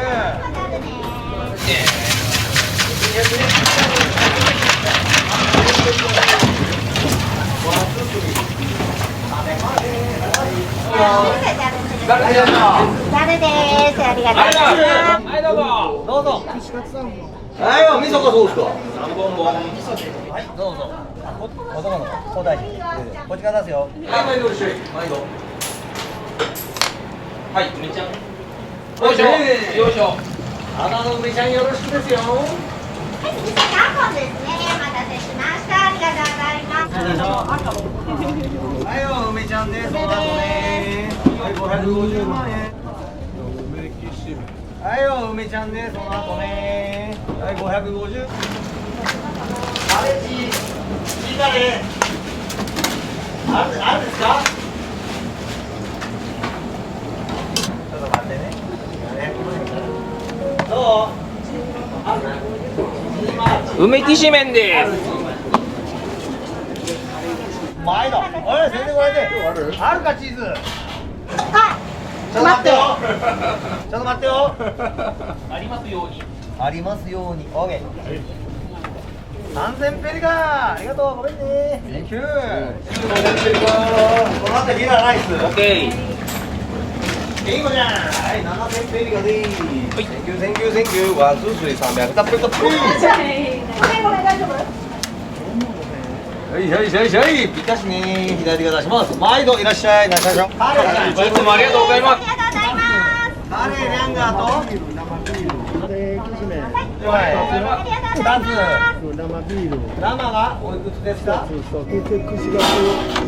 2040億円2040宇宙の旅です味噌でいい味噌2本2040万円早く満タンだよ社長親父元気にしろぼちぼち出んなって感じですわしょっちゅうあんたの店行っとったやん知ってます知ってますまあまあぼちぼちどうぞまあまあ長生きですわいいことだいいこっちよ平市大森きしめんトントラカンとかもう前はこの2回やったもんでなまたな夜でよろしくありがとうありがとう社長センキューありがとうまたお願いしますどうもはーいあじゃあごめんごめんね。ありがとうございます。500ペリカの。はい、はい、はい、キャップロック OK です。はい、味噌がどうですか。味噌 OK です。味噌2本。はい、はい、はい。あ、じゃあごめん、デリー2、3、2、3って何本？2本か3本。5本もできるよ。味噌でいいかな？味噌5本。レモンチュー1個。3号丸ありがとうね。カレー味噌5本。味噌5本でな。はい。これ使ってあげて。その後平市だよ。はい、お姉様、はい、よく満タンだよ。よろしく。ありがとう。毎度。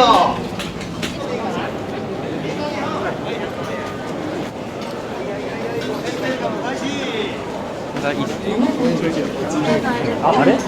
ごめんね。みんなに前の試合どうぞ。も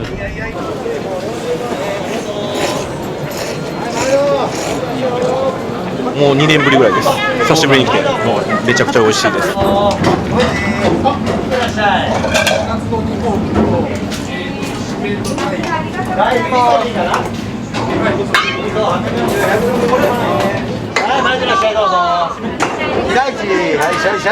50万円、500ペリカ、毎度。梅キシ普通もと大盛り。はい、普通味噌3本。味噌3本ね。はい、はい、大盛りライス。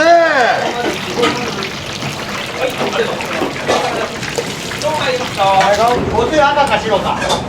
おつゆ赤か白か。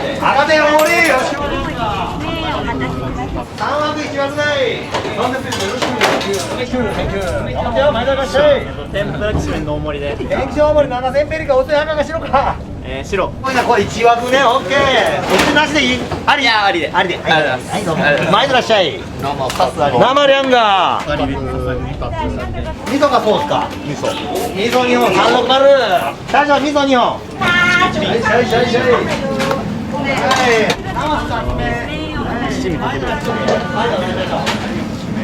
カレー大盛り7000ペリカ。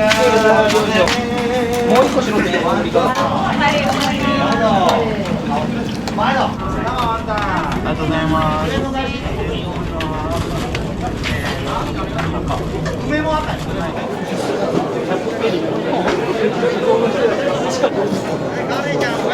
麺がもちもちでやっぱ食べやすくて美味しいです。冬なんで、温まってすごく美味しいです。8500ペリカ。赤梅赤天。シャイシャイシャイシャイシャイシャイいらっしゃいませ。どうぞ毎度お待ちお待たせしましたありがとうございます。平市ご利益です。はい毎度いらっしゃい。はいですねお待たせしました。白点オッケー。戻しましょう。白点オッケー。白点白点。どうでした？大盛りとビールで。大盛りね。7000ペリカの大使ありがとうございます。味噌3本。はい。大盛りと。はい。160。天気塩がいいかな。これからします。いける。きしめん大盛り赤点味噌3。天気塩つゆ赤でいいかな。赤点大盛りに。赤点 OK これからします。きしめん大盛り赤点味噌3本。毎度いらっしゃい会社長。弁当ですね。お待たせしました。はい、カレーライス。はい、味噌2本、600、840味噌でいいかな。味噌で。味噌3本2本。はい、4ペリ500ペリで2本。OK、ありがとう。はい、どうぞいらっしゃい、毎度。大社長。きしめんと。みこちゃんと。串カツの味噌で。1400ペリカです。50人いただきました。ありがとう。50人いただきました。そうか。1万ペリカ。はい、60億円よろしく。白1枠。はい、白点。白点1枠ね、オッケー。ありがとう。お釣りはもうなくていいかな。ありあり。はい、どうぞいらっしゃい、会社長。カレー出しちゃってね。カレー出しちゃってね。はい、690味噌でいいかな。きしめんみこ。はい、白点ですね。お待たせしました。Tシャツね、1250。はい、50万円でいいですよ。赤点 OK。シャイシャイ。毎度いらっしゃいどうぞ。ペリカ。はい、正解ありがとう。カレーと大盛りいくよ。下がって。どうぞいらっしゃい。と。はい、カレーですね。これを大盛りしたいな。はい、いらっしゃいどうぞいらっしゃい。はい、いらっしゃいどうぞいらっしゃい。毎度。きしめんと。690万円。味噌でいいかな。ですね。お待たせしました。味噌でいい。オッケー。中国で。シャイシャイシャイ。シャイシャイシャイ。56です。弁当1万円。はい、4210。味噌でいいかな。はい、こういう風。串カツ3本ソースで。ソース3本。とレモンチューハイ1つ。レチュー8600ペリカン。よしよしよし、はい、正解ありがとう。レチューワンよ。はいはいはいはいはい、はいよく満タンだよ。はい、どうぞお願いしましょう。天ぷらきしめん一つ。はいよ。以上です。500ペリカン、ありがとう。天ぷらきしめんと。はい、天ぷらきしめんと。きしめんね。はい。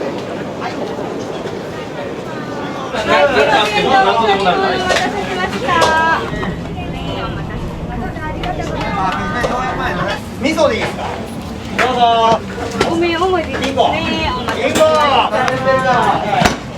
イス。梅きし。梅きし玉に。卵、串カツ2本。1540。味噌でいいかな。ビール。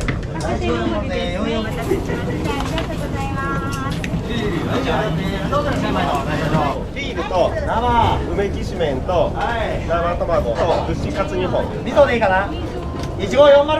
はい、460万円の返し。はい、ありがとうね。どうぞいらっしゃいませ。お願いしましょう。大盛りと。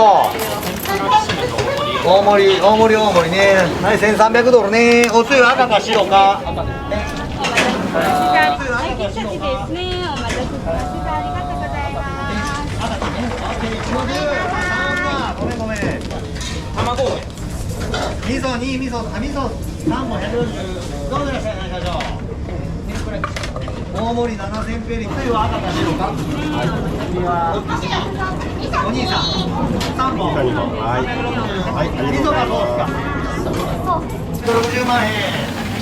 3本140。どうぞいらっしゃいましょう。大盛り7000ペリカ700。ソース3本640。梅ちゃん550ドル。はい、ここ丸。お姉さん出たよ。はい、いらっしゃい。はい、どうぞいらっしゃいませ。とんかつ丼で。はい、どうぞいらっしゃいませ。何しましょう。はい、丼都合に。Thank you。はい、どうぞいらっしゃい。丼の3連単。丼の3つ。わお。丼3連単よろしく頼んで。了解。揚げたて。全部一緒に入れた。おっと。8丸。はい、おおきに。味噌2本ね。ビール OK。きしめん大盛り味噌2本ビールね。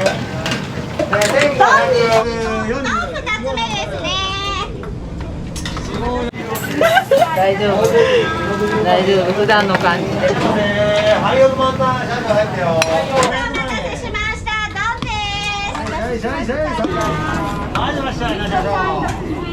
暇です。全然暇です。まあボケないでいられますね。天気じゃおつゆ赤か白かどうしましょう。赤、オッケー、赤全然もういいよ。はい、毎度。はい、どうぞいらっしゃい。味噌でいいですか。はい、味噌で。はい、620万円。3本。はい、310万円。はい、きつめんですね。お待たせしました。はい、金時大盛りですね。はい、ありがとうね。お盛りからお越しある方どうぞ。御殿の後カレー大盛り以上よろしく。毎度お願いしましょう。はい、ですね。お待たせしました。はい、どうぞいらっしゃい。何しましょう。3本セット6本で720万円。カレー大盛りですね。お待たせしました。どうぞ毎度。はいよ。まあ味噌でいいですか。ソースで。ソース OK。ソース2本。690。ソース2本。前でいらっしゃい。きしめんと。ソースです。味噌でいいかな。ソース2本のきつめんですね。お待たせしました。ありがとうございます。はい、6000ペリカ。はい、きつめんですね。味噌2本ね。はい、カレーですね。お待たせしました。ありがとうございます。味噌さんです。お待たせしました。味噌2本。味噌がソースか。味噌です。味噌2本。はい。毎度、年金足す1200万円。味噌噌でいいですか。味噌2本。はい、いらっしゃいませ。どうぞ。カレーの2種目。カレーです。カレーのお客様。毎度天ぷら2種目、普通の2つ、生1つな、1900万円。1900万円。はいはいはい。まあまあしますよ。ご自宅を担保に買ってもらわんと。はい、100万円。赤でよかったら押すよ。白。ごめん。はい。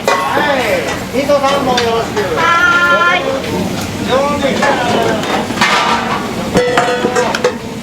はい、790。200万円。はい、ありがとう。味噌2本。はい、いらっしゃい。カレーを7000ペリ。7000ペリか。はい、金庫などカレーオーブン以上。いらっしゃいませ。どうぞ。ありがとうございます。お待たせしました。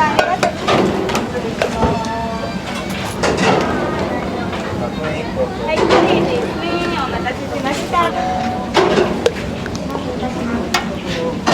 オッケー。はい、どうぞいらっしゃいませ。カレー大盛りですね。お待たせしました。ありがとうございます。ありがとうございました。前の前。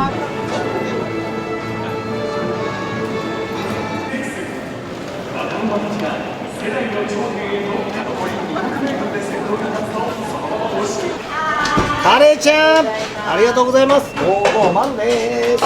カレーちゃんよろしく。ここの隠し味は何が入ってるか当ててくださいね。はいよ。カレーの後開いて。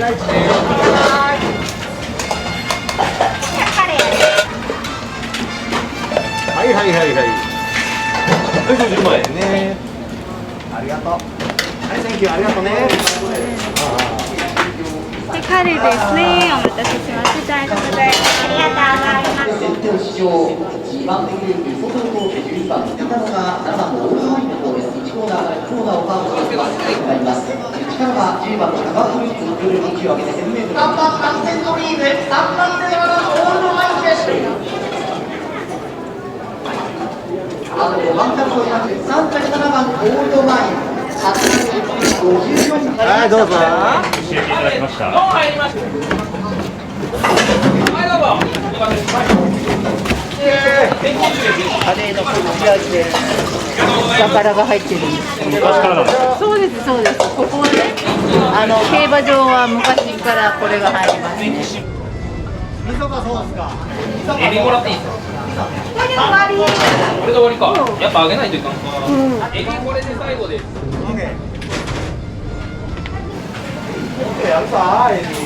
何本追加されるんですか。180本にする。これは30ぐらいかな。さっき156だったから。はい、では味噌3本ね。よし。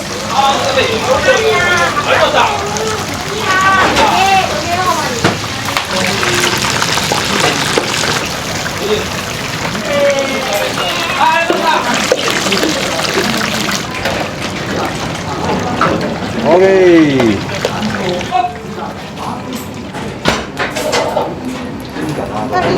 味噌やっときます。3本2本。3本2本でお願いします。オーケー。よいしょ。少々お待ちください。はい、少々お待ちください。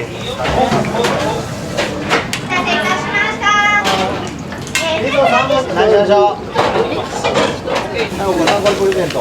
食べれるかな。550円ね。ありがとう、ちょうど。はいよ、どうもね。はいよ、これプレゼント。いいですよ。すみません、ナゲットを1つ。ナゲット1。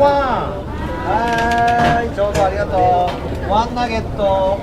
ナゲットよろしくね。梅ちゃん先生ね。はい。梅ちゃん先生。はい。味噌の今ちゃん。はいよ。ナゲットです。お待たせしました。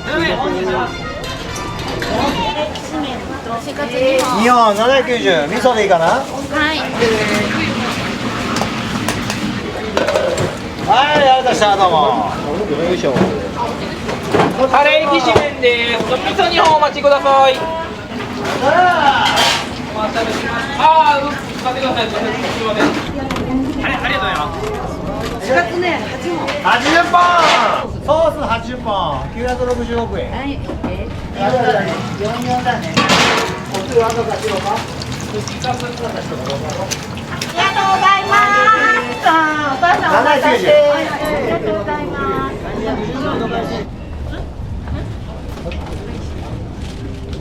梅ちゃん先生ね。はい。梅ちゃん先生と串カツ2本。2本。はい。790。味噌でいいかな。はい。梅味噌2本。梅ちゃん先生ご本人来られてんだ。ございます。はい、210万円のお返し、ご本人ね。ご本人来たよ。はい、もらっとけいい。梅きしめんです。ごめんなさい。ありがとうございます。毎度。タンマンタン。さあ、ごめんね。タンマンタン。もう一個だよね。もう一個で。ありがとうございます。お待たせしました。大将。はい、毎度いつもありがとう。ありがとう。これ孫が喜んだわ。よかったよかった。きしめん一丁だよ。大先生のきしめん。ありがとう。はい、お父さん箸乗せたからね。おー大丈夫です。はい、今日は箸の忘れ物ないよ。ごめんね。何でも言ってくだ大丈夫。さいよ。はい、気をつけて持っててください。カレーです。お待たせしました。ありがとうございます。はい、何しましょう。きしめん大盛りと平大盛りとカレーきしめん。カレちゃん。はい、皇太子プレゼントフォーユー。やった、ありがとう。バレンタインデーだ。シーズン全然違った。はい、500ミリ。大盛りの麺作られてるじゃん。モリモリだよ、モリモリ。モリモリ。モリモリだよ。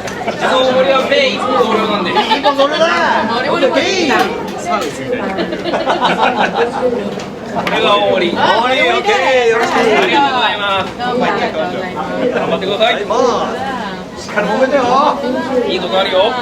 今日本命知っとる？何？米何？オブリキャップ。いや、いつのやねんって。テームオペラをちょっと対抗で買うといいと思うよ。オッケー。この辺だ。この辺行こうか。よろくしで。よろくしで。よろくし頑張って。はい、ありがとう。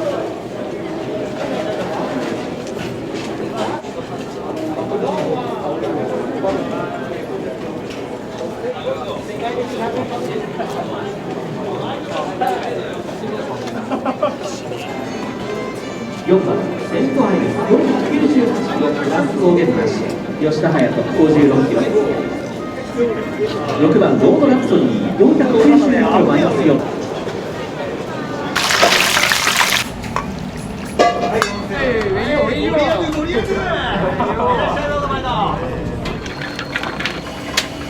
昔からまず味が変わらない、だからまあとりあえず早いっていうか、そこですね。はい。はい、ちくわそばのお客様です。天ぷらそばの大盛りになりますね。いなりセットの。はい、ジュース麺です。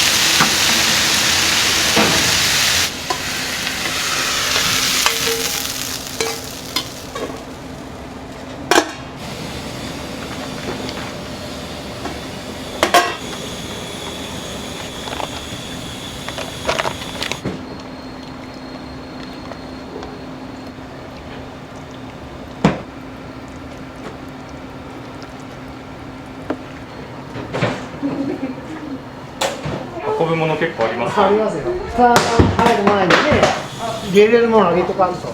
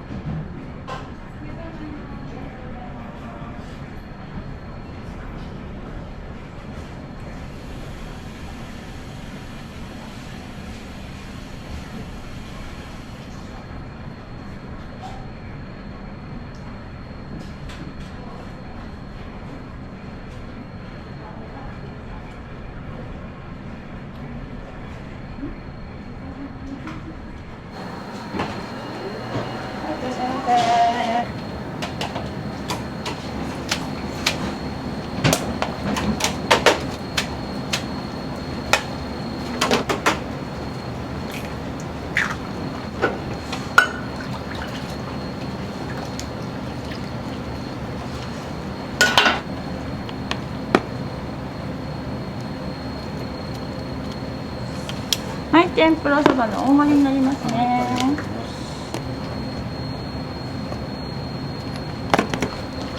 はい、天ぷらそばのおつまぶりになります。ありがとうございます。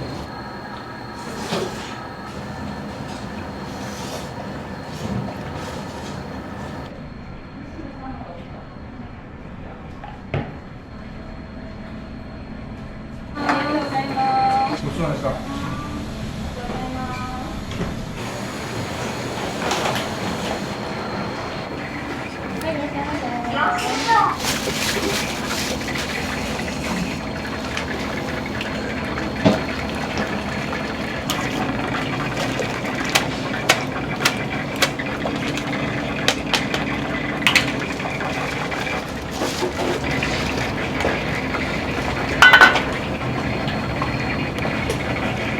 はい、ちくわきしめになりますね。ありがとうございます。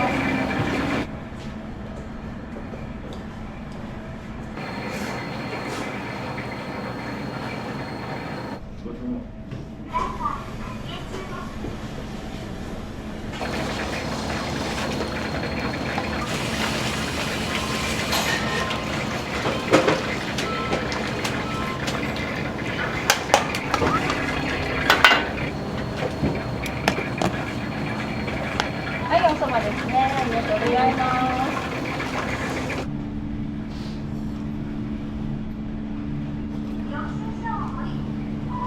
ごちそうさまでした。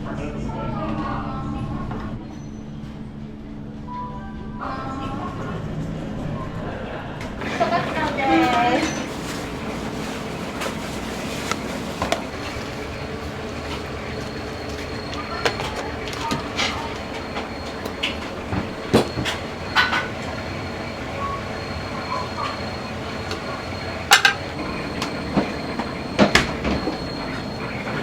はい、みそかつさんです。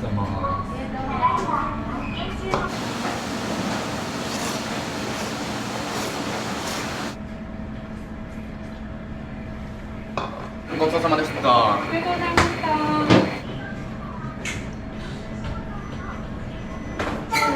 よしよし。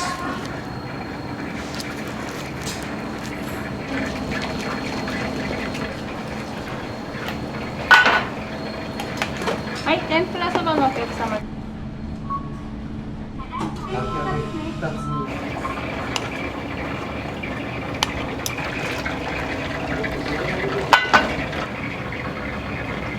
そばです。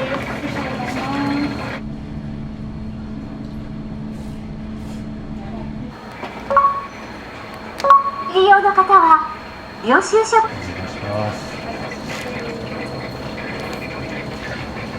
連絡さんです。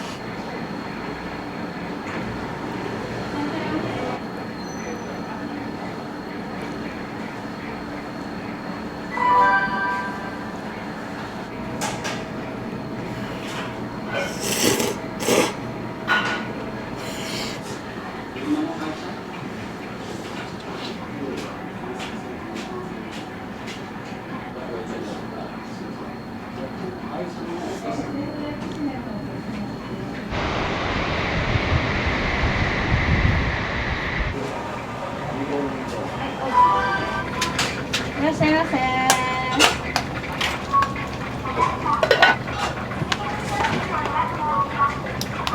そこしらセットのお客様、お先にオーダーになります。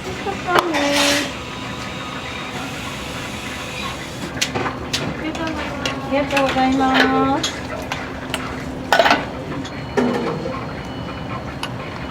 はい、天ぷらオーダーのお客様です。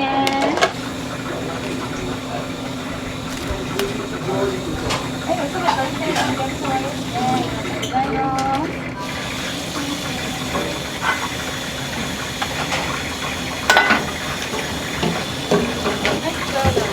りがとうございます。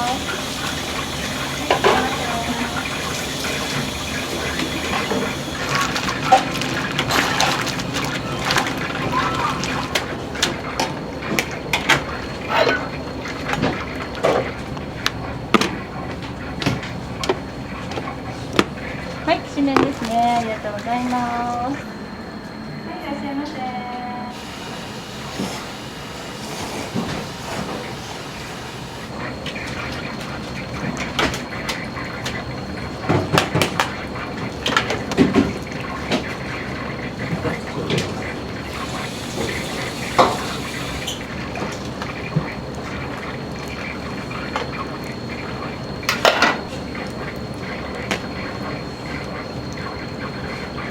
はい、おそばですね。ありがとうございます。はい、出まかけおそばのお客様ですね。ありがとうございます。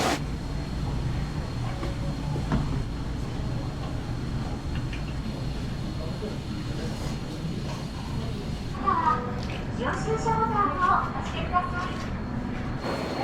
ありがとうございます。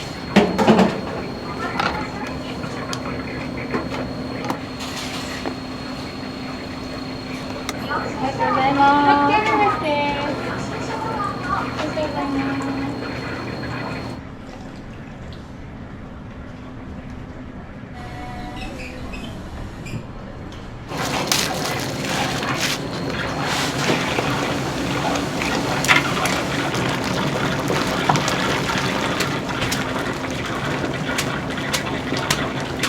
はい、チャーシューでいきます。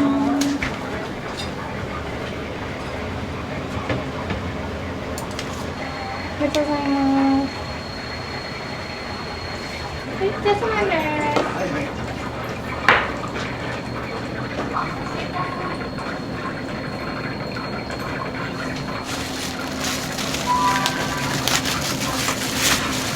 は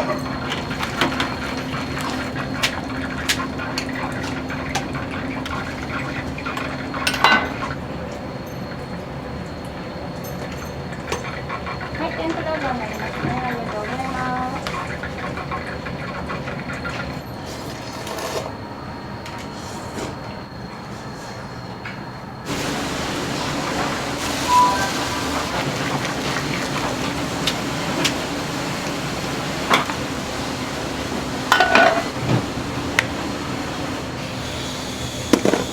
はい、おうどんですね。はい、お願いします。うどんで。うどんで。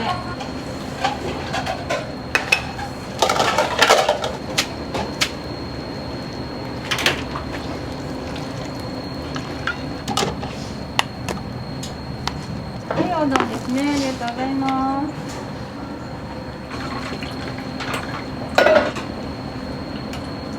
はい、天ぷらそばのお客様ですね。ありがとうございます。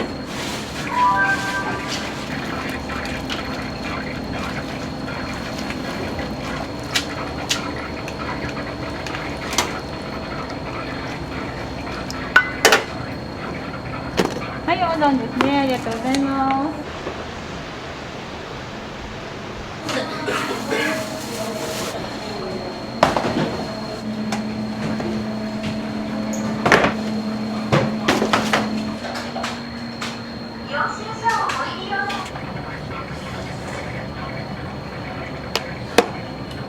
はい、きしめんですね。ありがとうございます。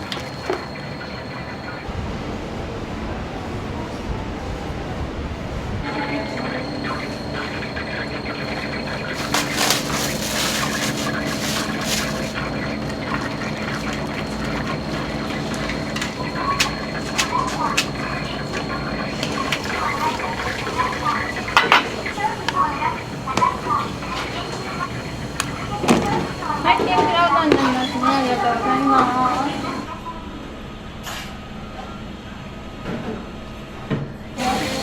お見しちゃったんですけど、そばで。おそばですね。新潟丼。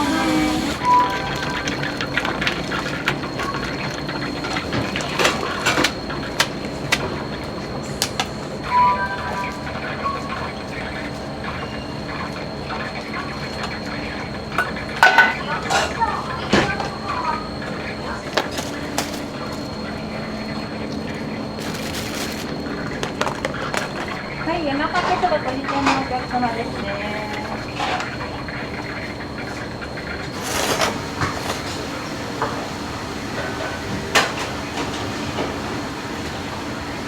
よくつぶやさんは利用されるんですか？いや、初めてなんですよね。あ、そうなんですね。電車で来て見かけたんでって感じです。そうなんです。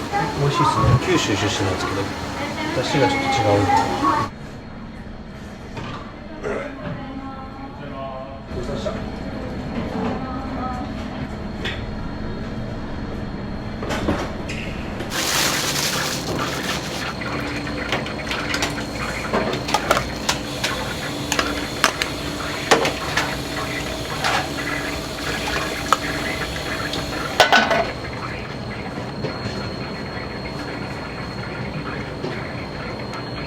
はい、天ぷらきしめん卵入りになりますね。ありがとうございま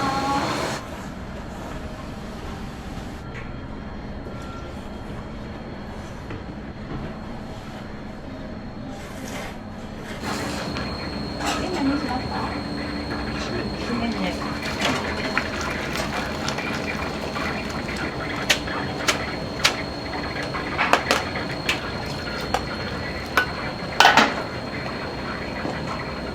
はい、きしめんですね。ありがとうございます。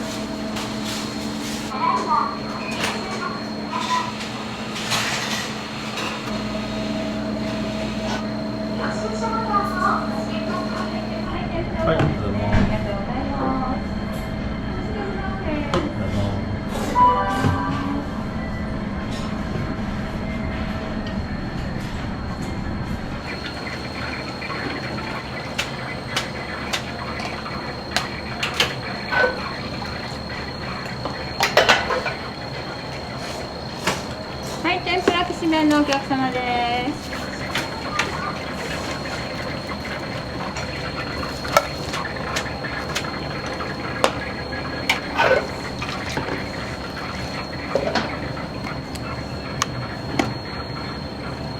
はい、おそばですね。ありがとうございます。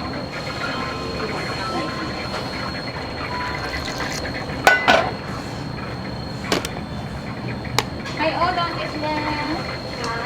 ありがとうございます。いらっしゃいませ。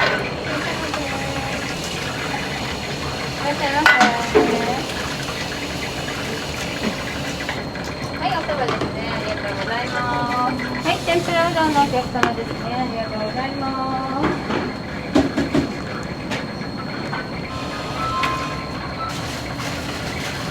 いいですか。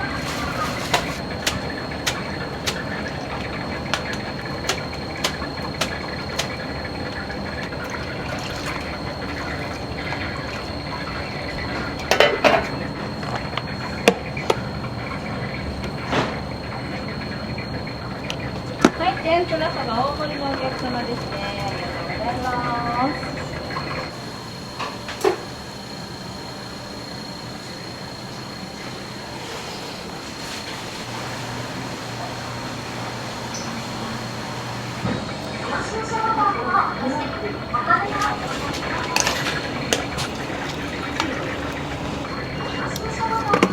はい、うどんです。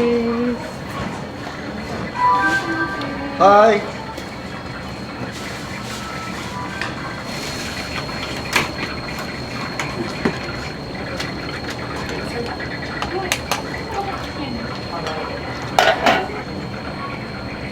はい、おそばですね。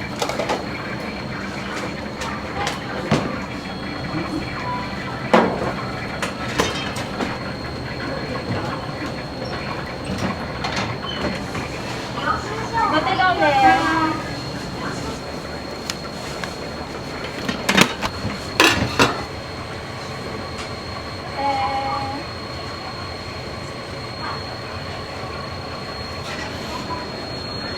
はい、ごて丼です。ありがとうございます。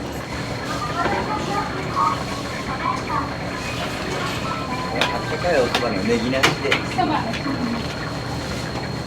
い、皆さんです。はい、天ぷらそば大盛りのお客様です。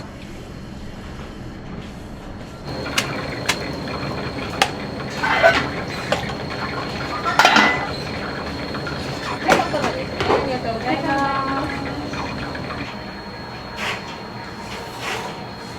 はい、おうどんですね。ありがとうございます。いらっしゃいませ。いらっしゃいませ。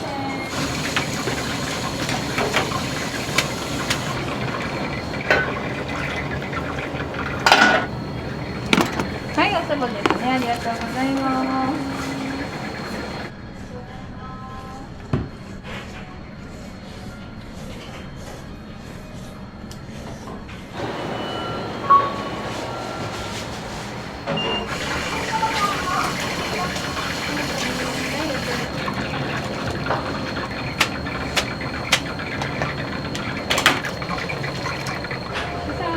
いらっしゃいませ。はい、きしめんですね。ありがとうございます。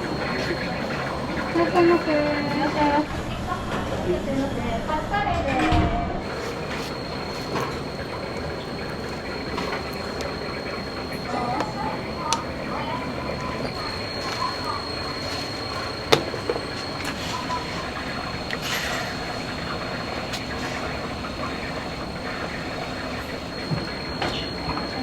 はい、カツカレーです。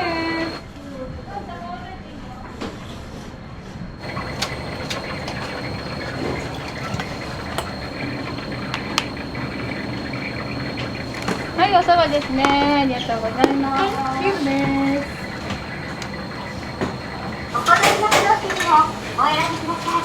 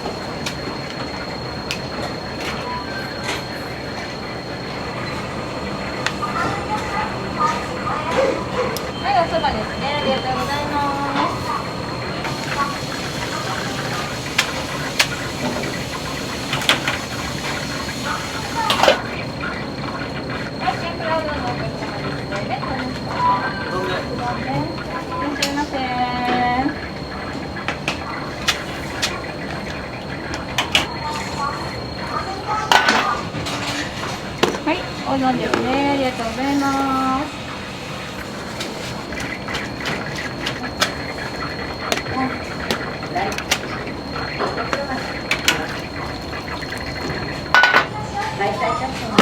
はい、天ぷらきしめんの大盛りになりますね。休日を過ごすのにおすすめの。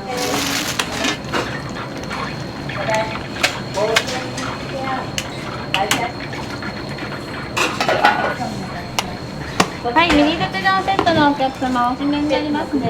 はい、鉄丼です。はい、そこ置いてください。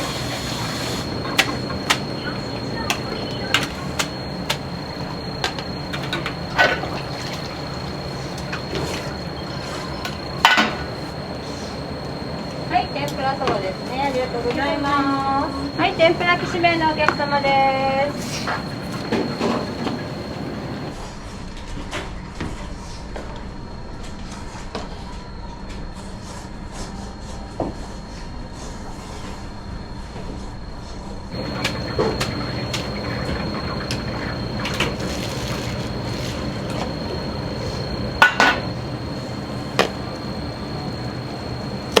はい、ちくわそばのお客様ですね。ありがとうございます。ちょっとお待ちください。右手の。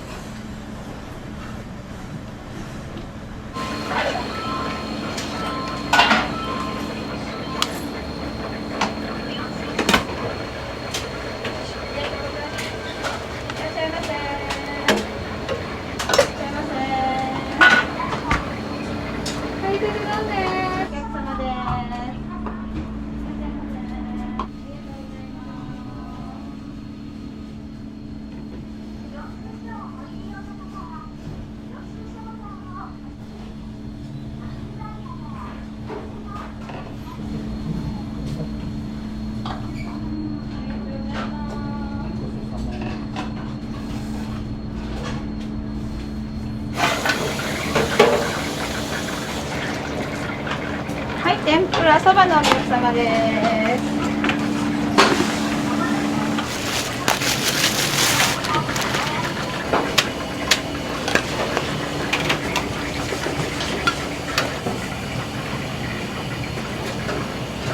はい、天ぷらきしめんですね。ありがとうございます。いらっしゃいませ。はい、ちくわそばのお客様です。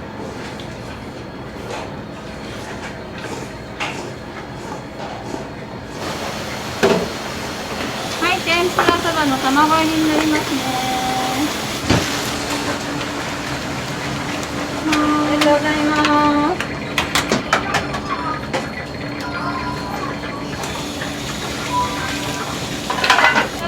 卵入りになりますね。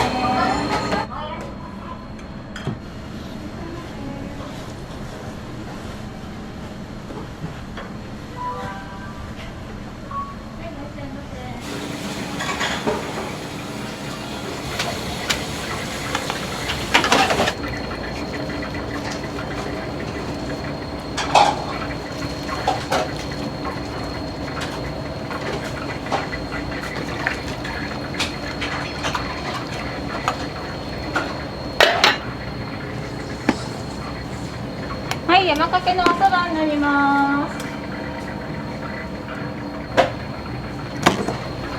はい、山かけのおそばになりますね。ありがとうございます。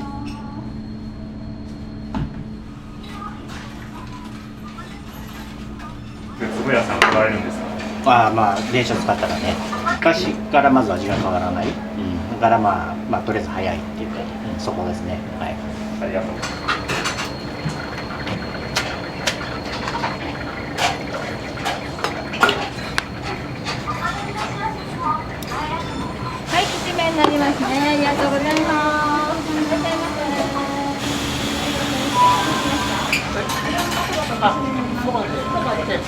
シュー丼です。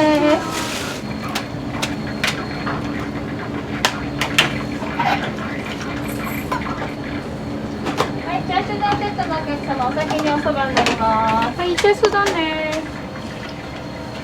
りがとうございます。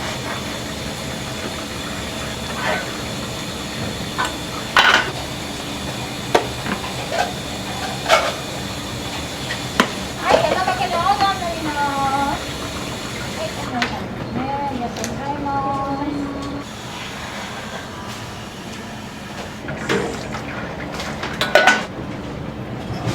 はい、山かけのきしめんになります。ありがとうございます。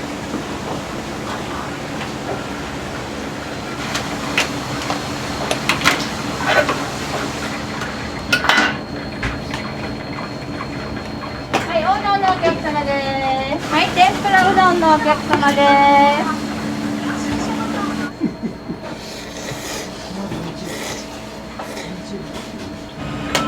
いらっしゃいませ。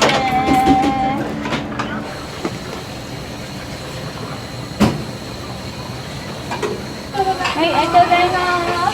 はい、おうどんになりますね。ありがとうございます。何しますか？そばで。そばで。そばそばで。いらっしゃいませ。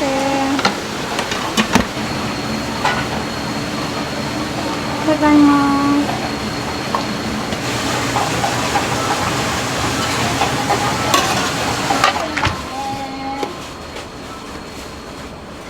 はい、そばさんです。かけ出してくださいね。お湯ですね。はい、ちくわそばのお客様です。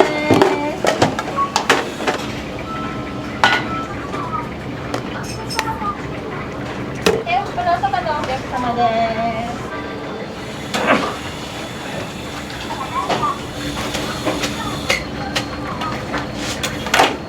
じゃあ、それにセット麺は何しますか？うどんではないです。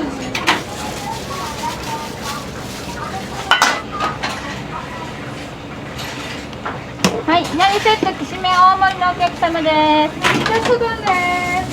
チャーシュー丼セットのお客様のおうどんになります。はい、きしめんのお客様です。いなりセットのお客様です。はい、皆さんです。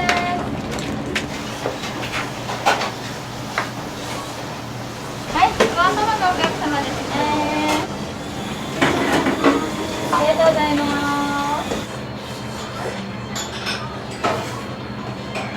何しますか？そば？はい、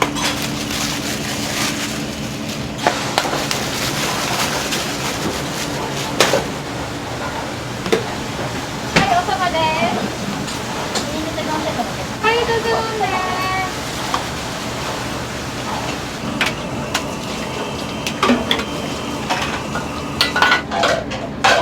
はい、いなりセット、おそばのお客様です。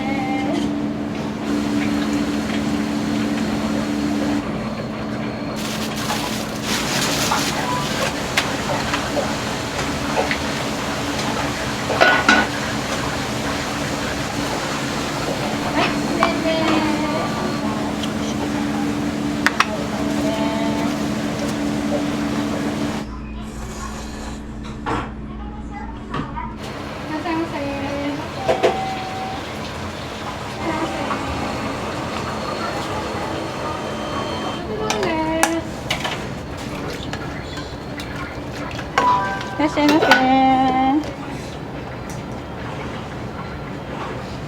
はい、おそばですね。いなりセットのお客様ね。おそば。はい、おうどんです。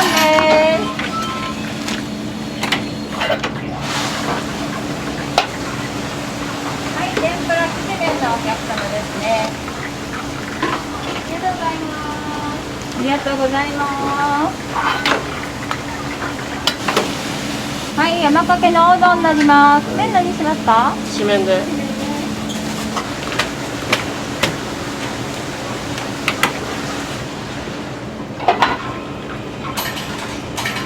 はい、きしめんですね。そうね、ミニかけ丼です。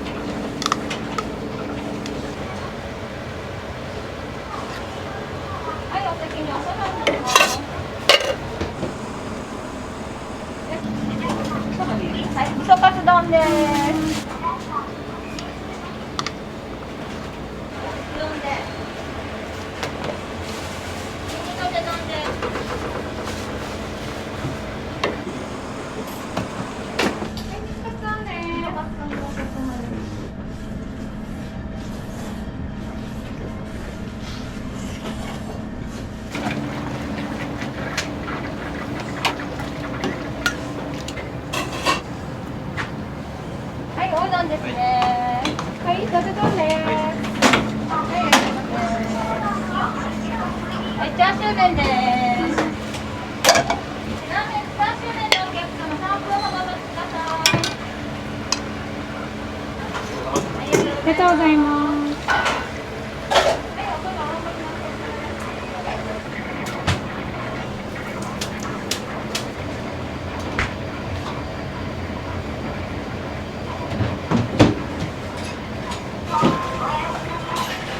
はい、ジュース麺です。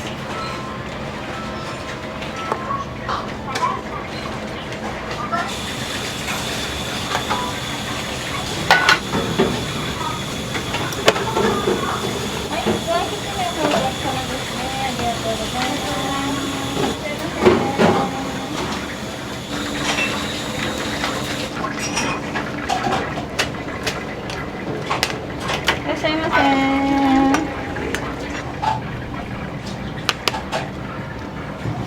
はい、天ぷらきしめんのお客様ですね。ありがとうございます。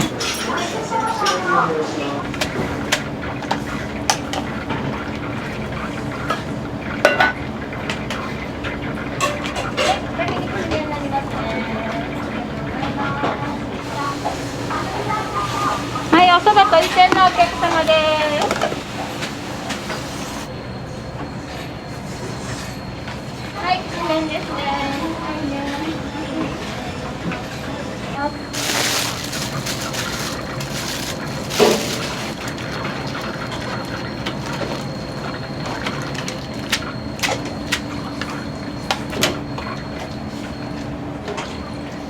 はい、おうどんですね。ありがとうございます。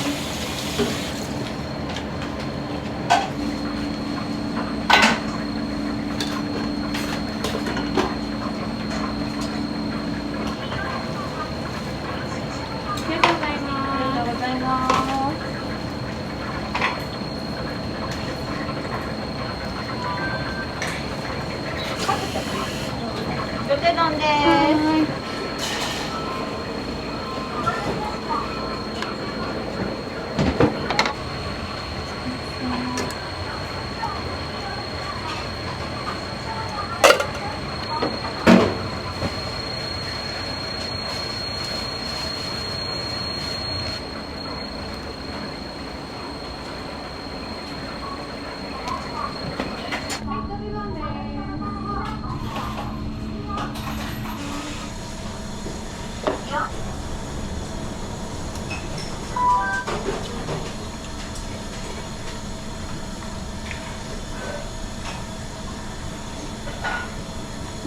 領収書をご入り用の方は領収書ボタンを押してください。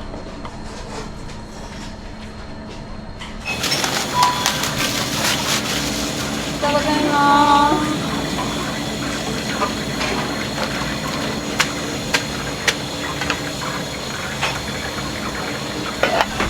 はい、きしめんですね。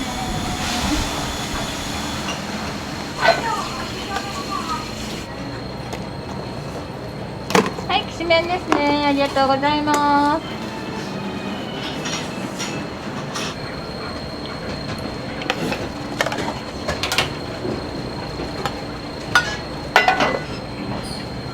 はい、いなりセットおうどんのお客様ですね。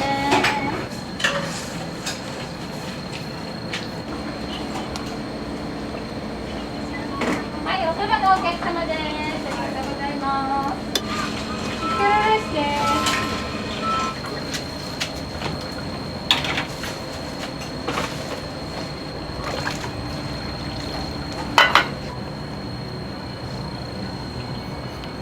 はい、おうどん大盛りです。とり天にです。ありがとうございます。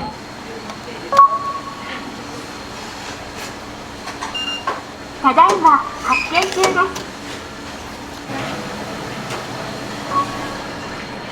お願いします。はい。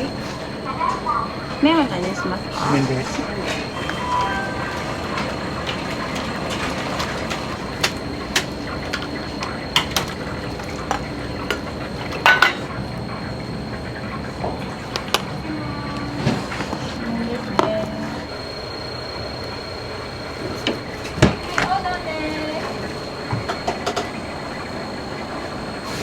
はい、それはね。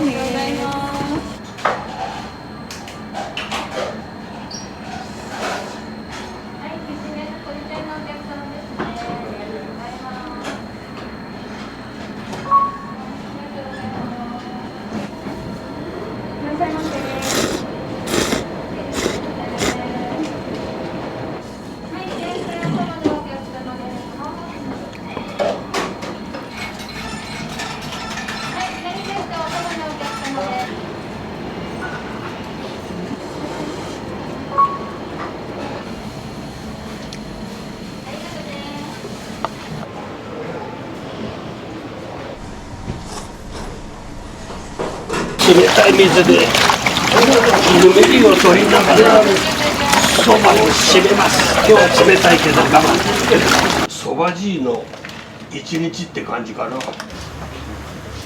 い、まず一段で腰がプチッと効いてやっぱりここが違うね、ちょっと味が美味しいですよ。細麺が好きだから喉越しがいいのが特徴だから、うちのそばは。まず一段で、はい、ありがとうございます。はい、これ味比べで二段目。やっぱり専門店だな、そば一本でいっとるもんだい。美味しいで来るんだろう。これだけのお客さんが見えるのはそばじいの人格とそばのうまさ。白くてそばなんだよな。これが俺が好きでさ、うまくて。見てもだ。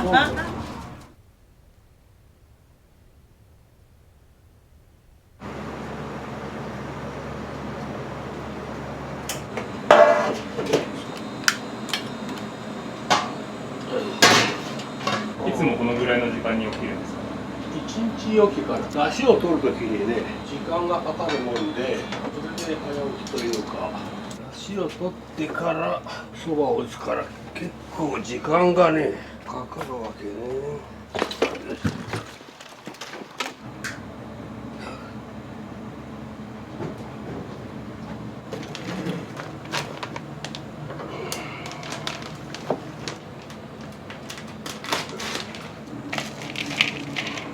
もう取ってるだろうね。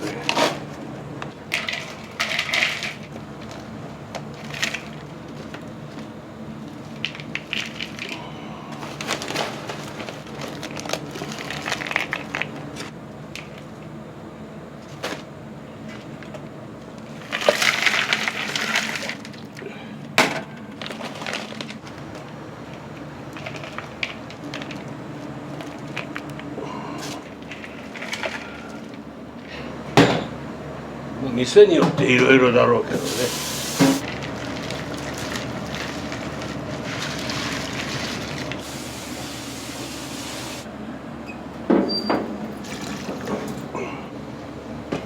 お客さんも茹でたてるところをね、見られるというか、お客さんとは密になれるよね。いろいろ会話もできるしね。そういうのが好きでこの店舗を選んだんだけどね。どういった経緯があったんですか？東京でね、正月庵という蕎麦屋があってさ、そこで10年修行するとね、独立できるといういわゆるのれん分けで、昔風で言うと、自分でほら店もしたかったからのれん分けしてもらって、東中野というところで30年ほどやってたのよ。蕎麦の道60年近くなるわけか。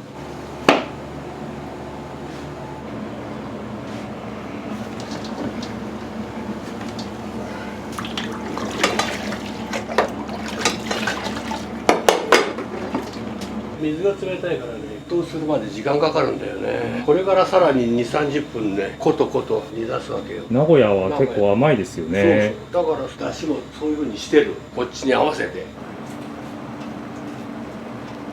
時間とこの色を見てね、出汁が出たのを確認する。だんだんと色がね、飴色に変わってくるのね。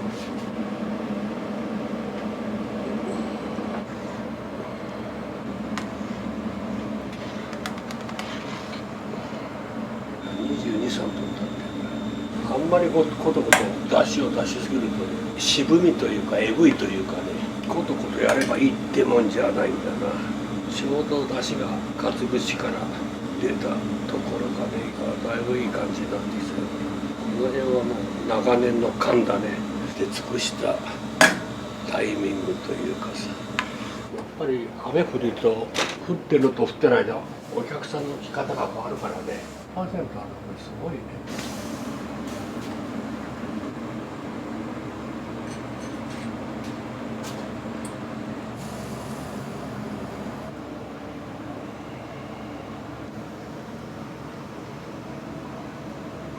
清水さんは今上で一人で暮らされてるんですか？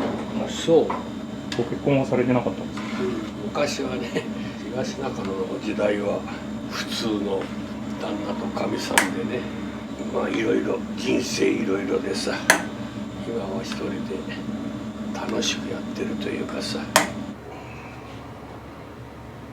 子どもの日っていうのはいつ実施されてるんですか？これはまあ毎日だけどね。要は小学生の子は盛りそば1枚が100円ってこと。大人は400円だけどね。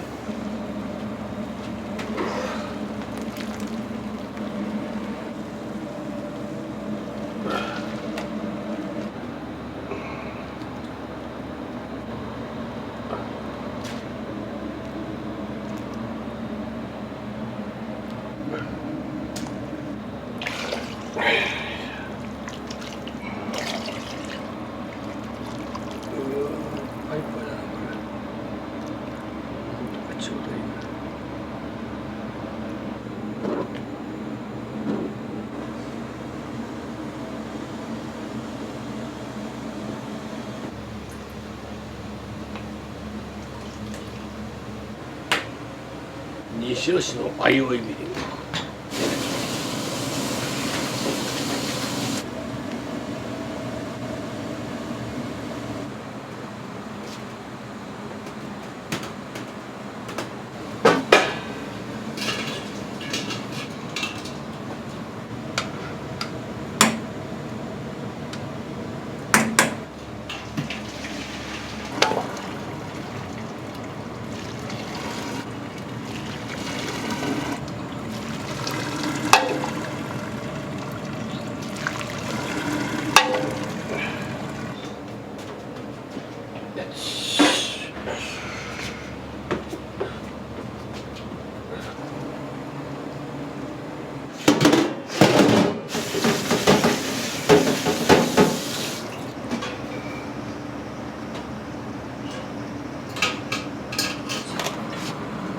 この汁とあったか用のかけは大体同割りが多いけどね。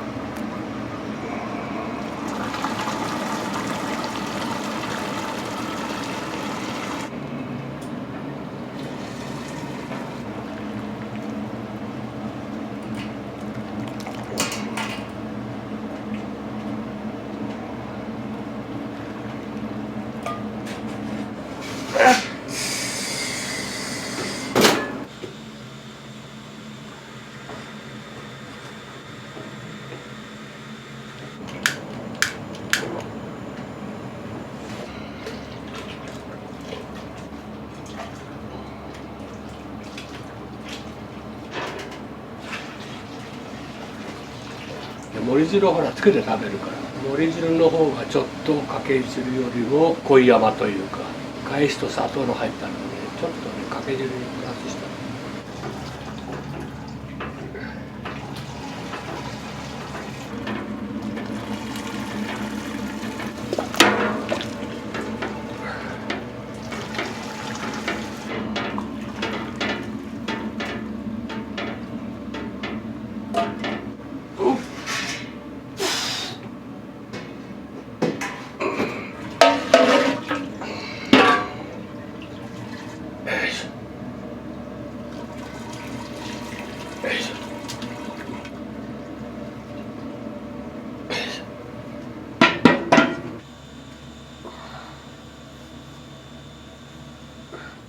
雨降りだからベトベトしてるよ。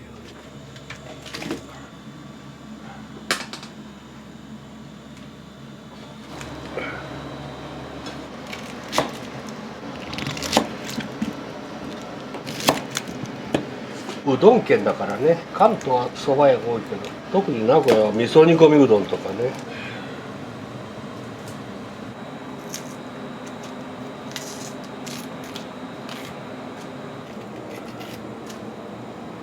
吉見さんはどうしてこの西尾市にお店構えられたんですか？縁だよね、こういうのって。物件も嫁さんみたいなもんでさ、西浦出身だけど、西浦こちらよりも、まあ、田舎というかさ、物件も少ないんだよね。蒲郡から赤い電車が走ってんじゃない。それで蒲郡線に乗って駅降りて近くの不動産屋に行ったのね。私東中野で30年ほどやってたのね。でここは東はずという町なのね。東というほらなんか縁があるような気がしてさ。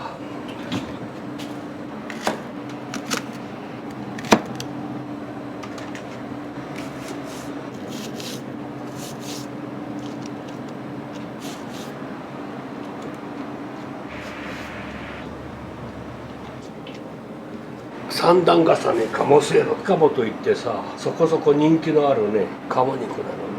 味の特徴としては旨味が強いというのかな。鴨肉ってちょっと硬いイメージがあるんだけどね、柔らかいよね。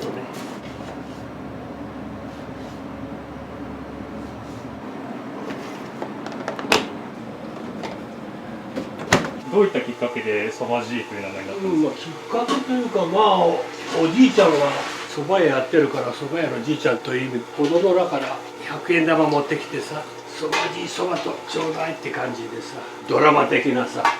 これはそういうのはちょっと夢的なとこもあったけどね。結構お子さん来られるの多いですか？土日は多いね。子供だけで来るのもたまにいるけどね。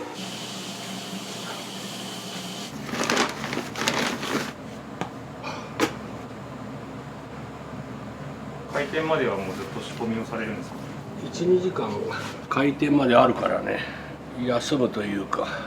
私熟成麺というかさ、熟成したそばが好きなのね。打ちたてのそばってなんか粉っぽくて嫌なのよ。だからあえて11時オープンだから間があるからね。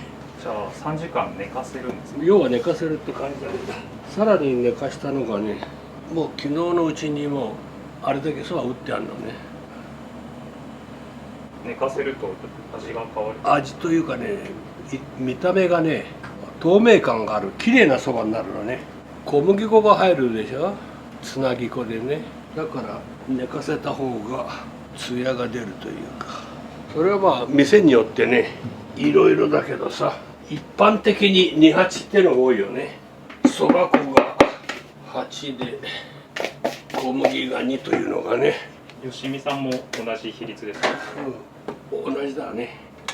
今あそこでちょっと空回ししてさ、銭湯手打ちの店だとこの作業は手でやるんだけどね、ミキサーに頼ってるのね。それだけ楽できるから。大体が盛りそばで100人分弱かな。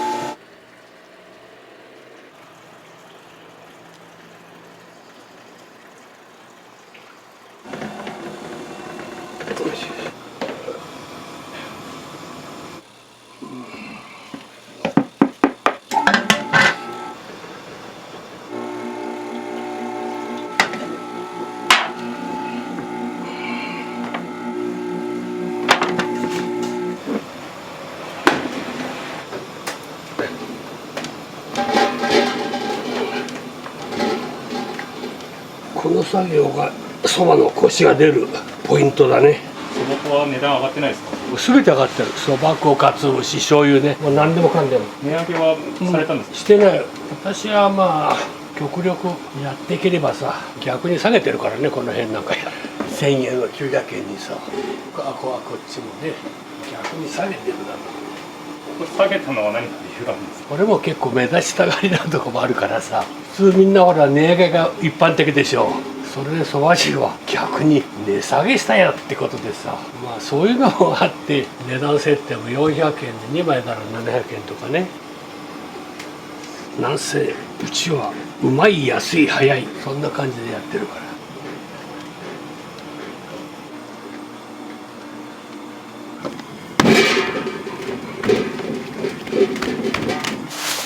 で少し寝かせます。乾燥しないように。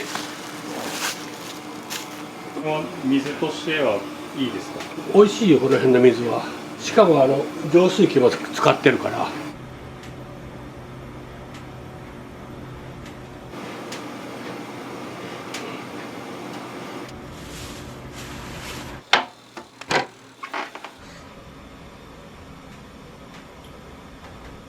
なんでこの形になってるのかっていうのが今からわかるからね。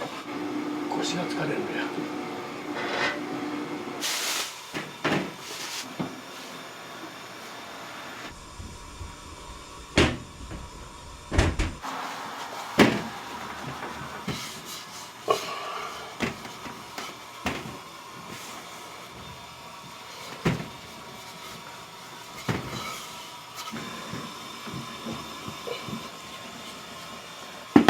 これで薄くのして切ればいわゆる手打ちだけどね、機械でお任せするからさ。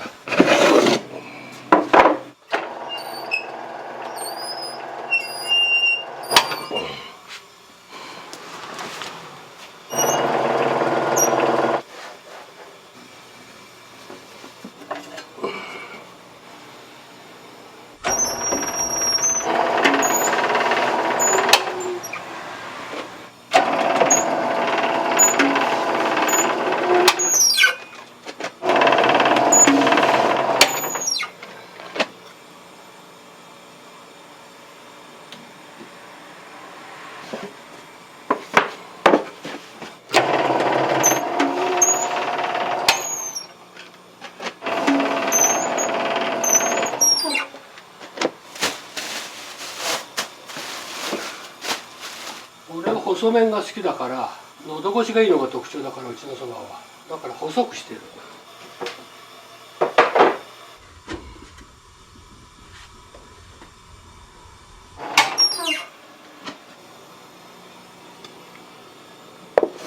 味チェックを兼ねてね、そば食べるのよ。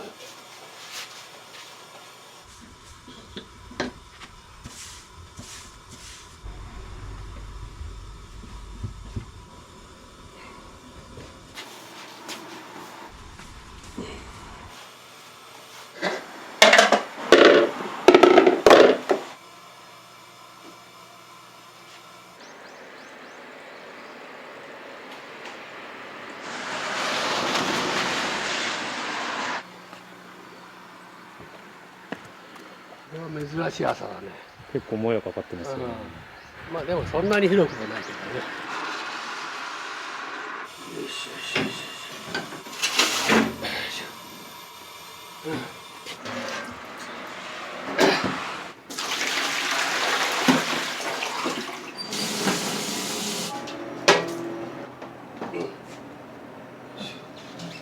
後片付け多いですね。結構いろいろあるんだよね。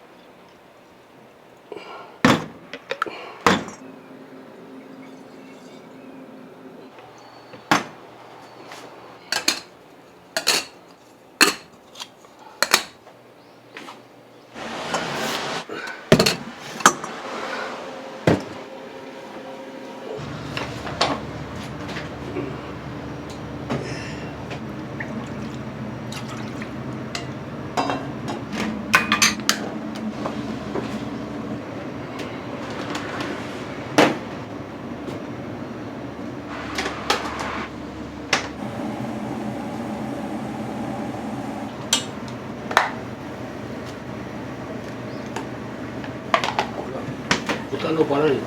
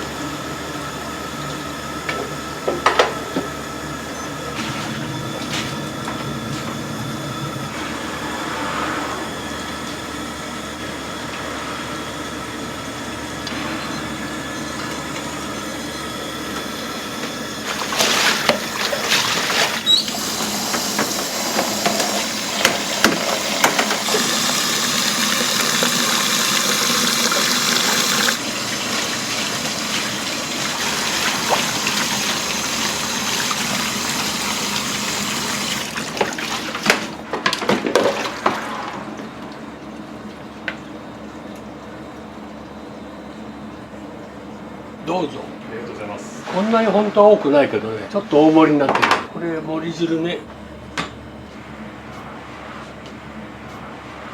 特に日が当たってるから余計艶が出てるね。私はこういうそばが理想だったから。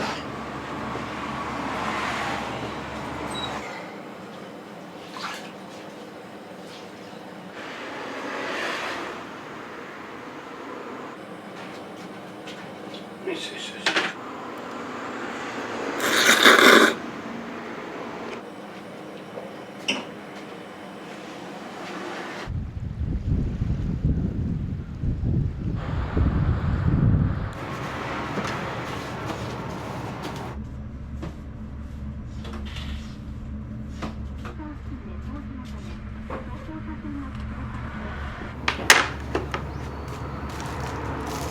勤務されて長いんですか？長いですね。当初からいますよ。8年ぐらいかな。吉見さんのお蕎麦どうですか？美味しいですね。私も好きですけどね。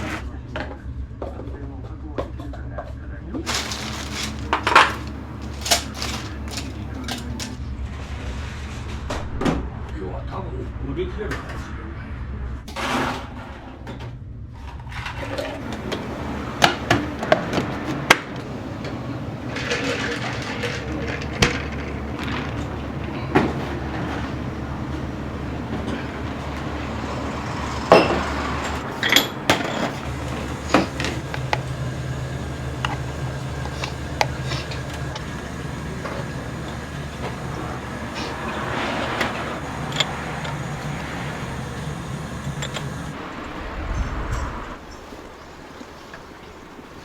どこ？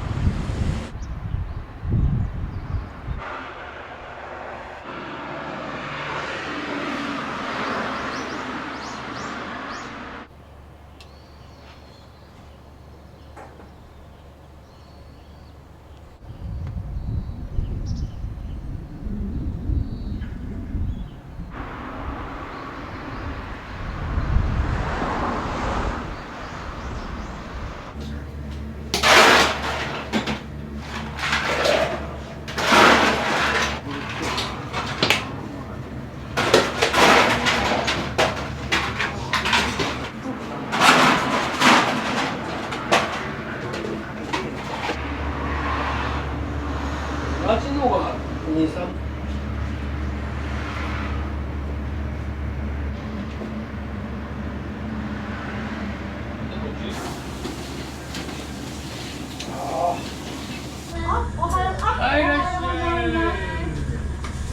美味しいもの。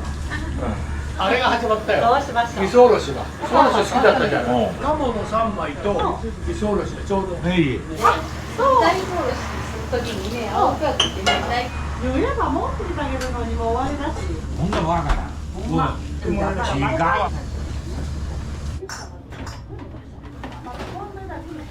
続きは最高。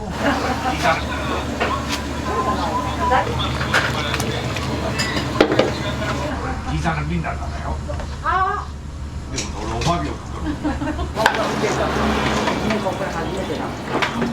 子供ね、見えてんねん。あ、本当。本当。で俺だけそば食ってへんかんと思ったもんね。俺置いて帰ってんから。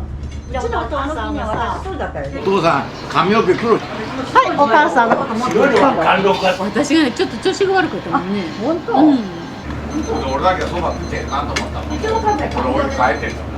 うちのお父さんはさ、怪我した。それがいいですね、出して。そんなの。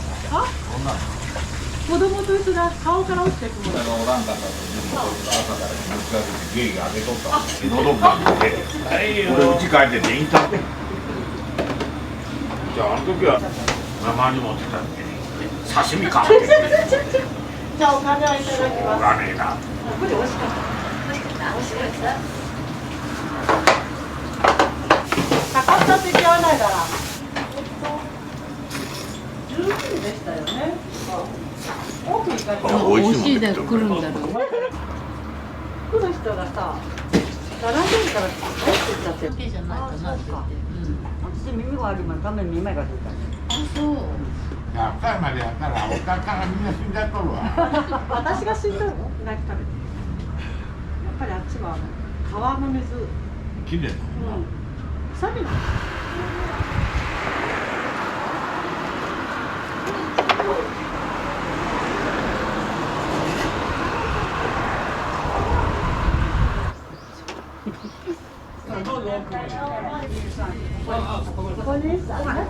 別にバラバラでもいい。鴨せいろ三段型。はい、三段かも。はい。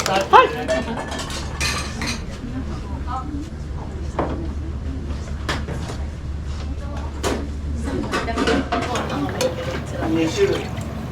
別にバラバラでもいいのね。鴨せいろ好きだけど。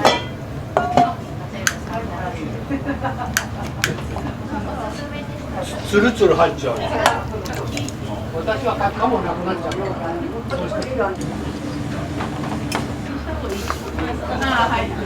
ちらはカモが4とかき揚げ1ね。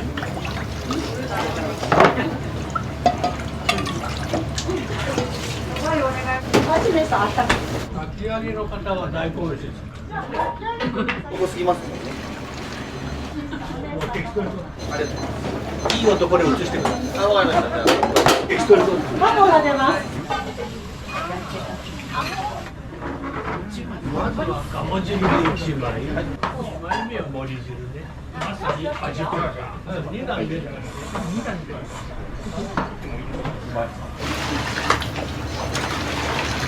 木曜日にするわ。木曜日休みだね。あ、木曜日やる。大根おろしをその中入れてもいいし、折れ汁に入れればおろしそばになるし、食べ方いろいろ味比べ一段ね。はい、ここで読みさんが出ました。いいよ。鴨汁は熱いからね。熱いよ。熱いよ。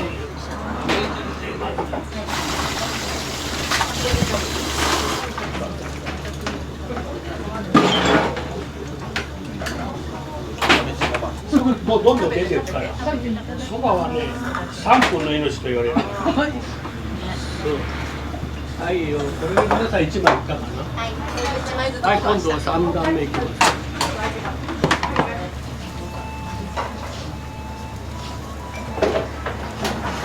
いろいろ。はい、いらっしゃいませ。はい、いらっしゃい。鴨と森2枚です。鴨と森2枚です。はいよ。味噌おろしそばの一つと豚せいろ一つ。味噌おろしのつける方がいいですか、丼がいいですか。つける方ですね。はい、じゃあお二人さんね。はい、じゃあそらちはご一緒にどうぞ。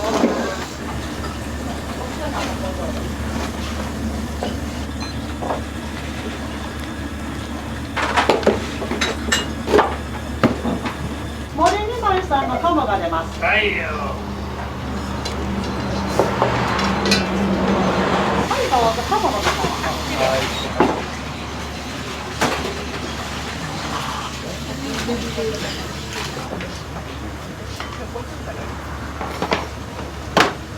はい、盛り1枚。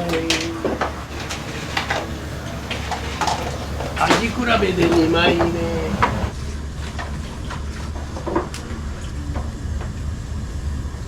はい、味噌おろしの方は。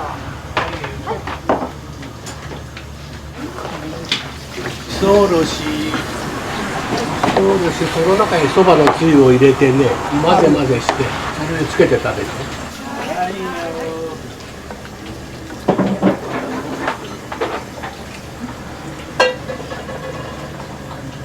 豚ですね。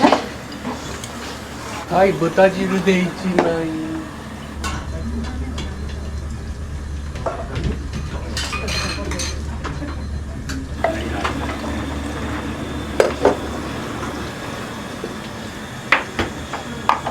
皆さん全部出ます。熱いですからね。気をつけて。ありがとうございます。ありがとうございました。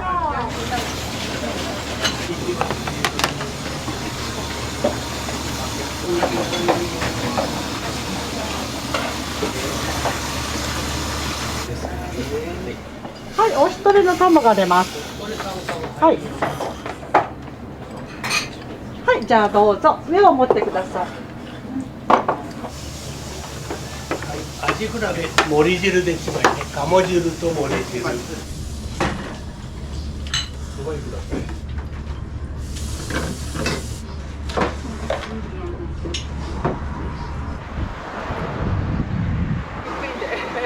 ごめんね。やっぱり盛り酢は夏でしょう。かき揚げの方は2段。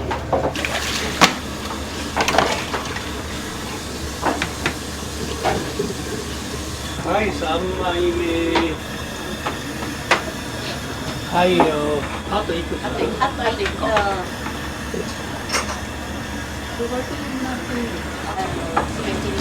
はい、美容と健康にそば湯ね。飲み放題だからね。そば湯ね、そば湯はこれじゃない。はいよ。こちらは一段足んないねまだ。あ、2枚。2枚。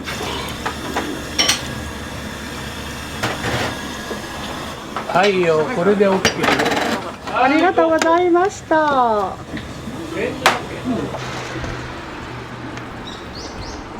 い、いらっしゃい。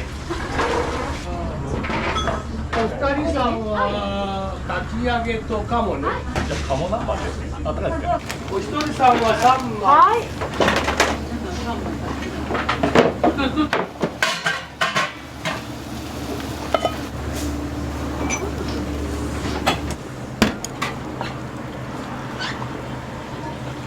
かき揚げが出ます。はい。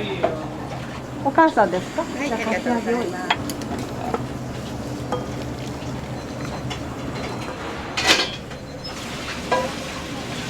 じゃあお父さん鴨せいろ。はい。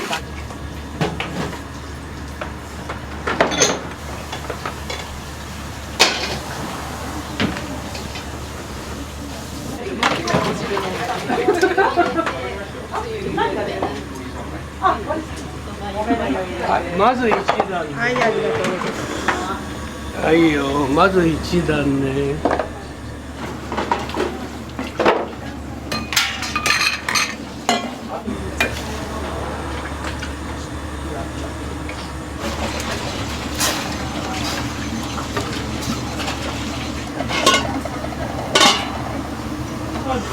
出てるよね。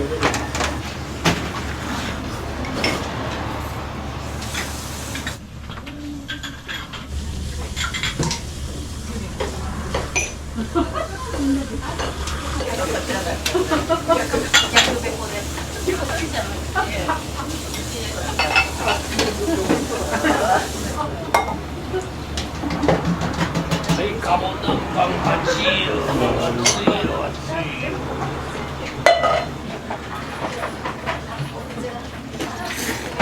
はい、忘れ物ないよね。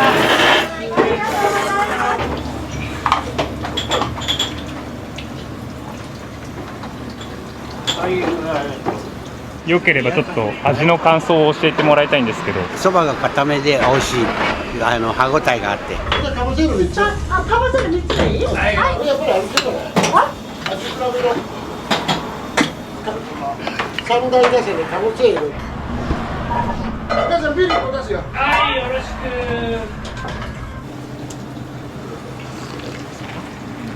はい、ビールのとも。はい、ありがとう。はい、お願いです。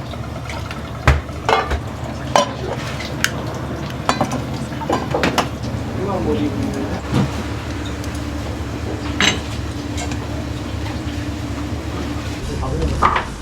天ぷら食ったけど、あいつ下のところ。は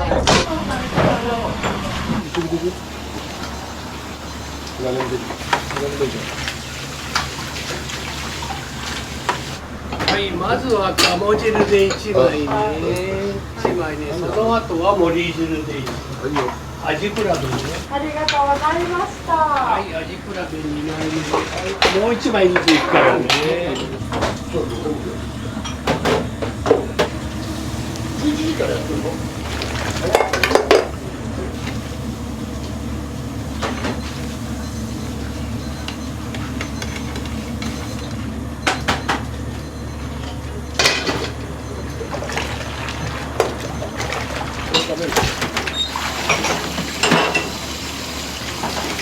3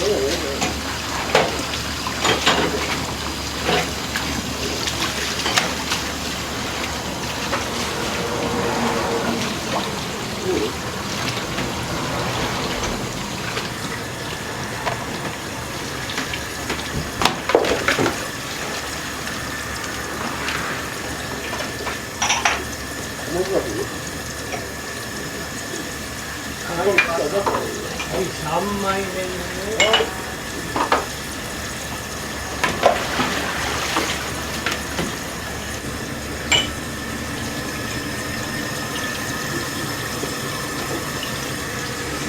はい、3枚目です。はい、いらっしゃい。いらっしゃいませ。あ、そこへ3枚。まだもう一枚だ。ここにもある。はい、まず1段目、2段目。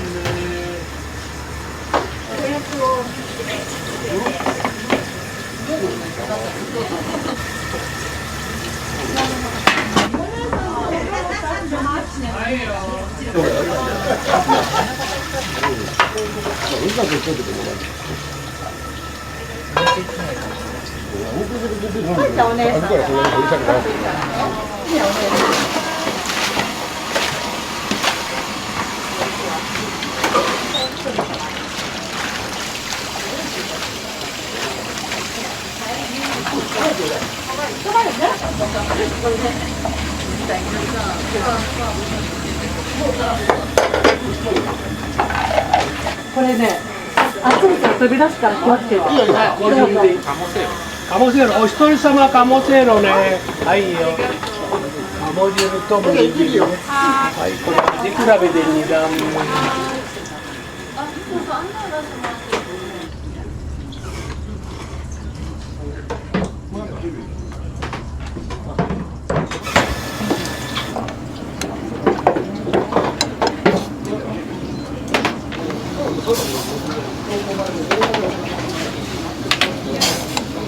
女性から女性がね。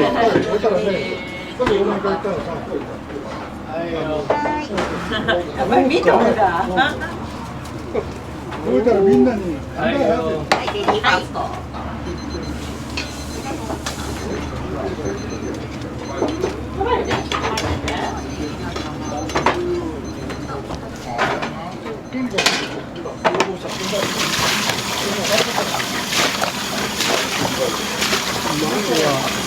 粗熱を取ります。それで最後の仕上げ、冷たい水でぬめりを取りながらそばを締めます。今日は冷たいけど我慢。そばを締めました。はい、ちょっとタモ行きます。タモ出ました。はいよ。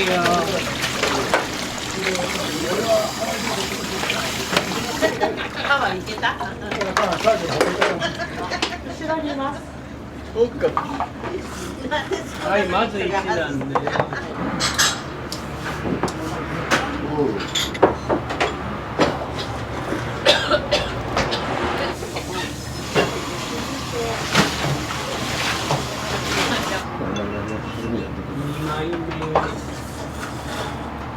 2枚目いくよ。こ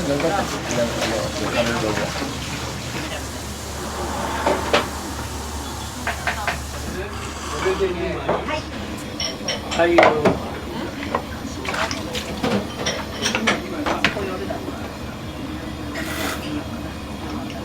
はいよ。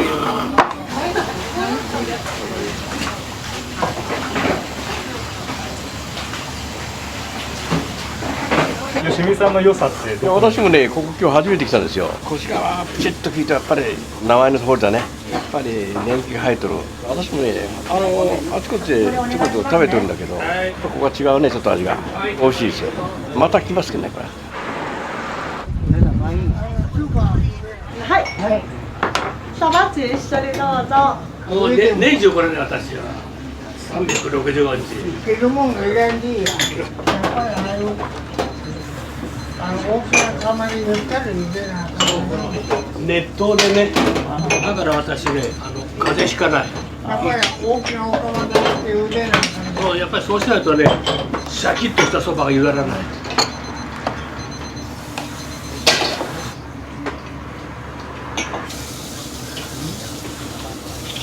はい、3枚目。はい、1枚目。はいよ。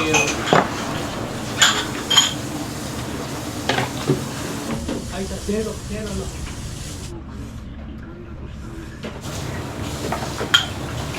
はいよ。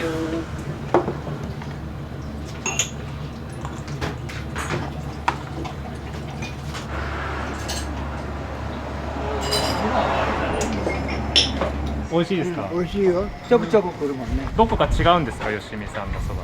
やっぱり専門店だな、そばだけで専門店とかないんだよ。やっぱりこうそば一本でいっとるもんだ。まあ極端なこと言うと、うなぎだ天ぷらだ、そういう何を力入れとるか分からへんで、まあ何でも一本のとこが、いい。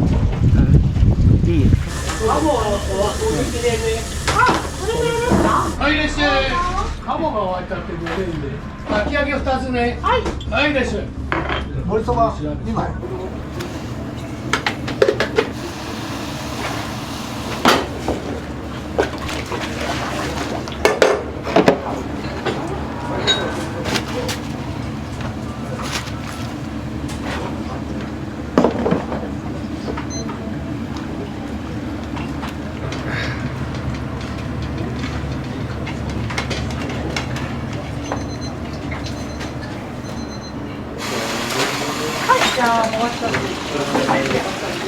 ここ入れてもいいし、盛り汁に入れるとね、おろしそばになるから、食べ方いろいろ味比べね。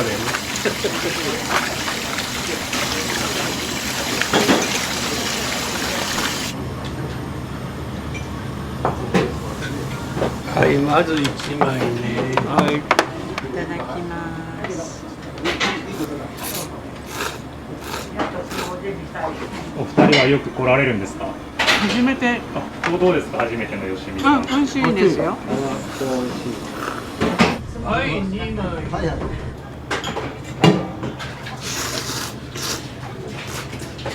うん、1リットル美味しいです。最高だ。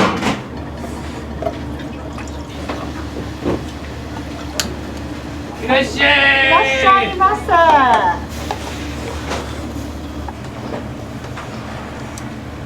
鴨が終わっちゃってごめんね。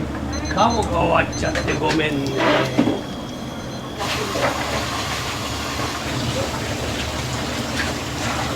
はいよ。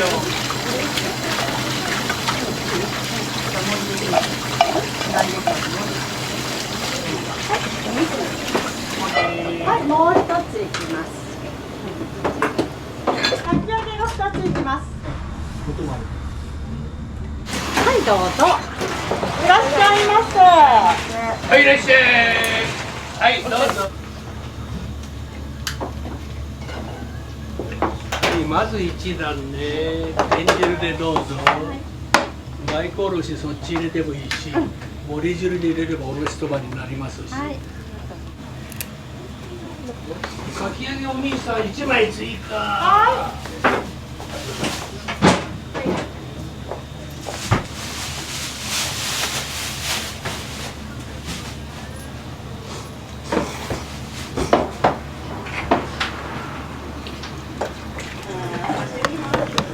いいですかね。では。これは熱いよ。はい、お母さんとこ一緒にしていきます。そうですというね。これは10上。はい、まず1段。はい、どうも。ありがとうございます。ありがとうございました。はい、そばよね。やっぱりビール冷えてないとね。常温がいいと中にはいるけどね。そう。そう。はいよ。ありがとう。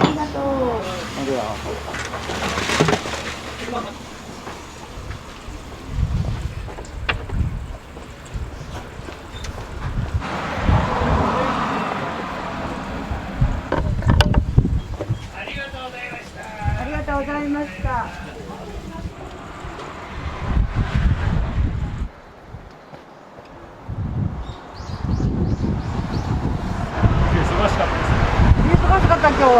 そんなことないのに火曜日で。なんでやろか。私ないと思う。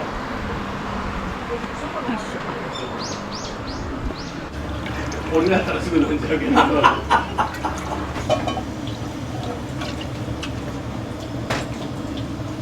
俺もだよな。飲まないからね、それ。迷いと酒より50秒でセットします。船乗りたいよね、一回。あそこ乗ったら見晴らしたい。あ、ねえ、若女の船乗りたいね、一回。割と親しい方だもんね、俺は。お姉さんのお母さんと。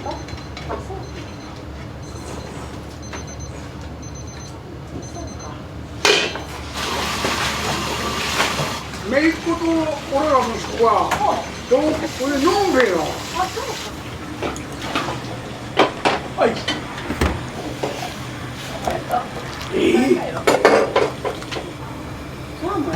はい。はい。まあ問題プレッション。はい。12時めがけてお茶行きます。はいよ。彼女じゃなかったな。がっかりした中で。切りますこうか。そう。切りそうだ。うん。私ら3時起きてるから、こんなんなるのはちょっとオーバーだけどさ。これだもんで、俺の前の一緒だけどね、理屈は一緒だけど。で、半日遅れちゃったから、半日俺も遅れ。そう言ったらさ、それはそういうことは経験で分かることか。経験で分かることか。あとは。一度あっちはいい、あかんよと。なるほど。とんでもない。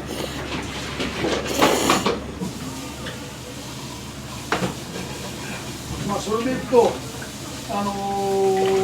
使えるだけど、だけど、親子で俺がそういうこと。あの日はね。いや、俺としてよかった。高君と七条さんは孫にいつも。よかった。高尾も一緒。一緒。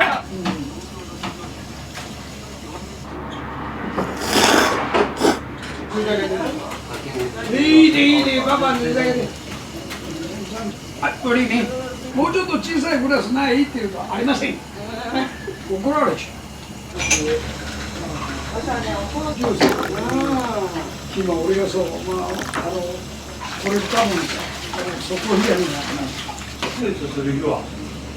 そう、火曜日のね。そう。背負ってて。行ってくるわ。それにこう見ると思ったら、納得してる。吉見さんの良さとかをもし本当にね、これだけのお客さんが見えるのはそばじいの性格、気さくさ。当然そばはうまいんだけど、だから長く続いとるんだよね。10年でそばがまずかったり親父が悪かったり誰も来えへんで。こんだけ続いとるのはそばじいの人格とそばのうまさ。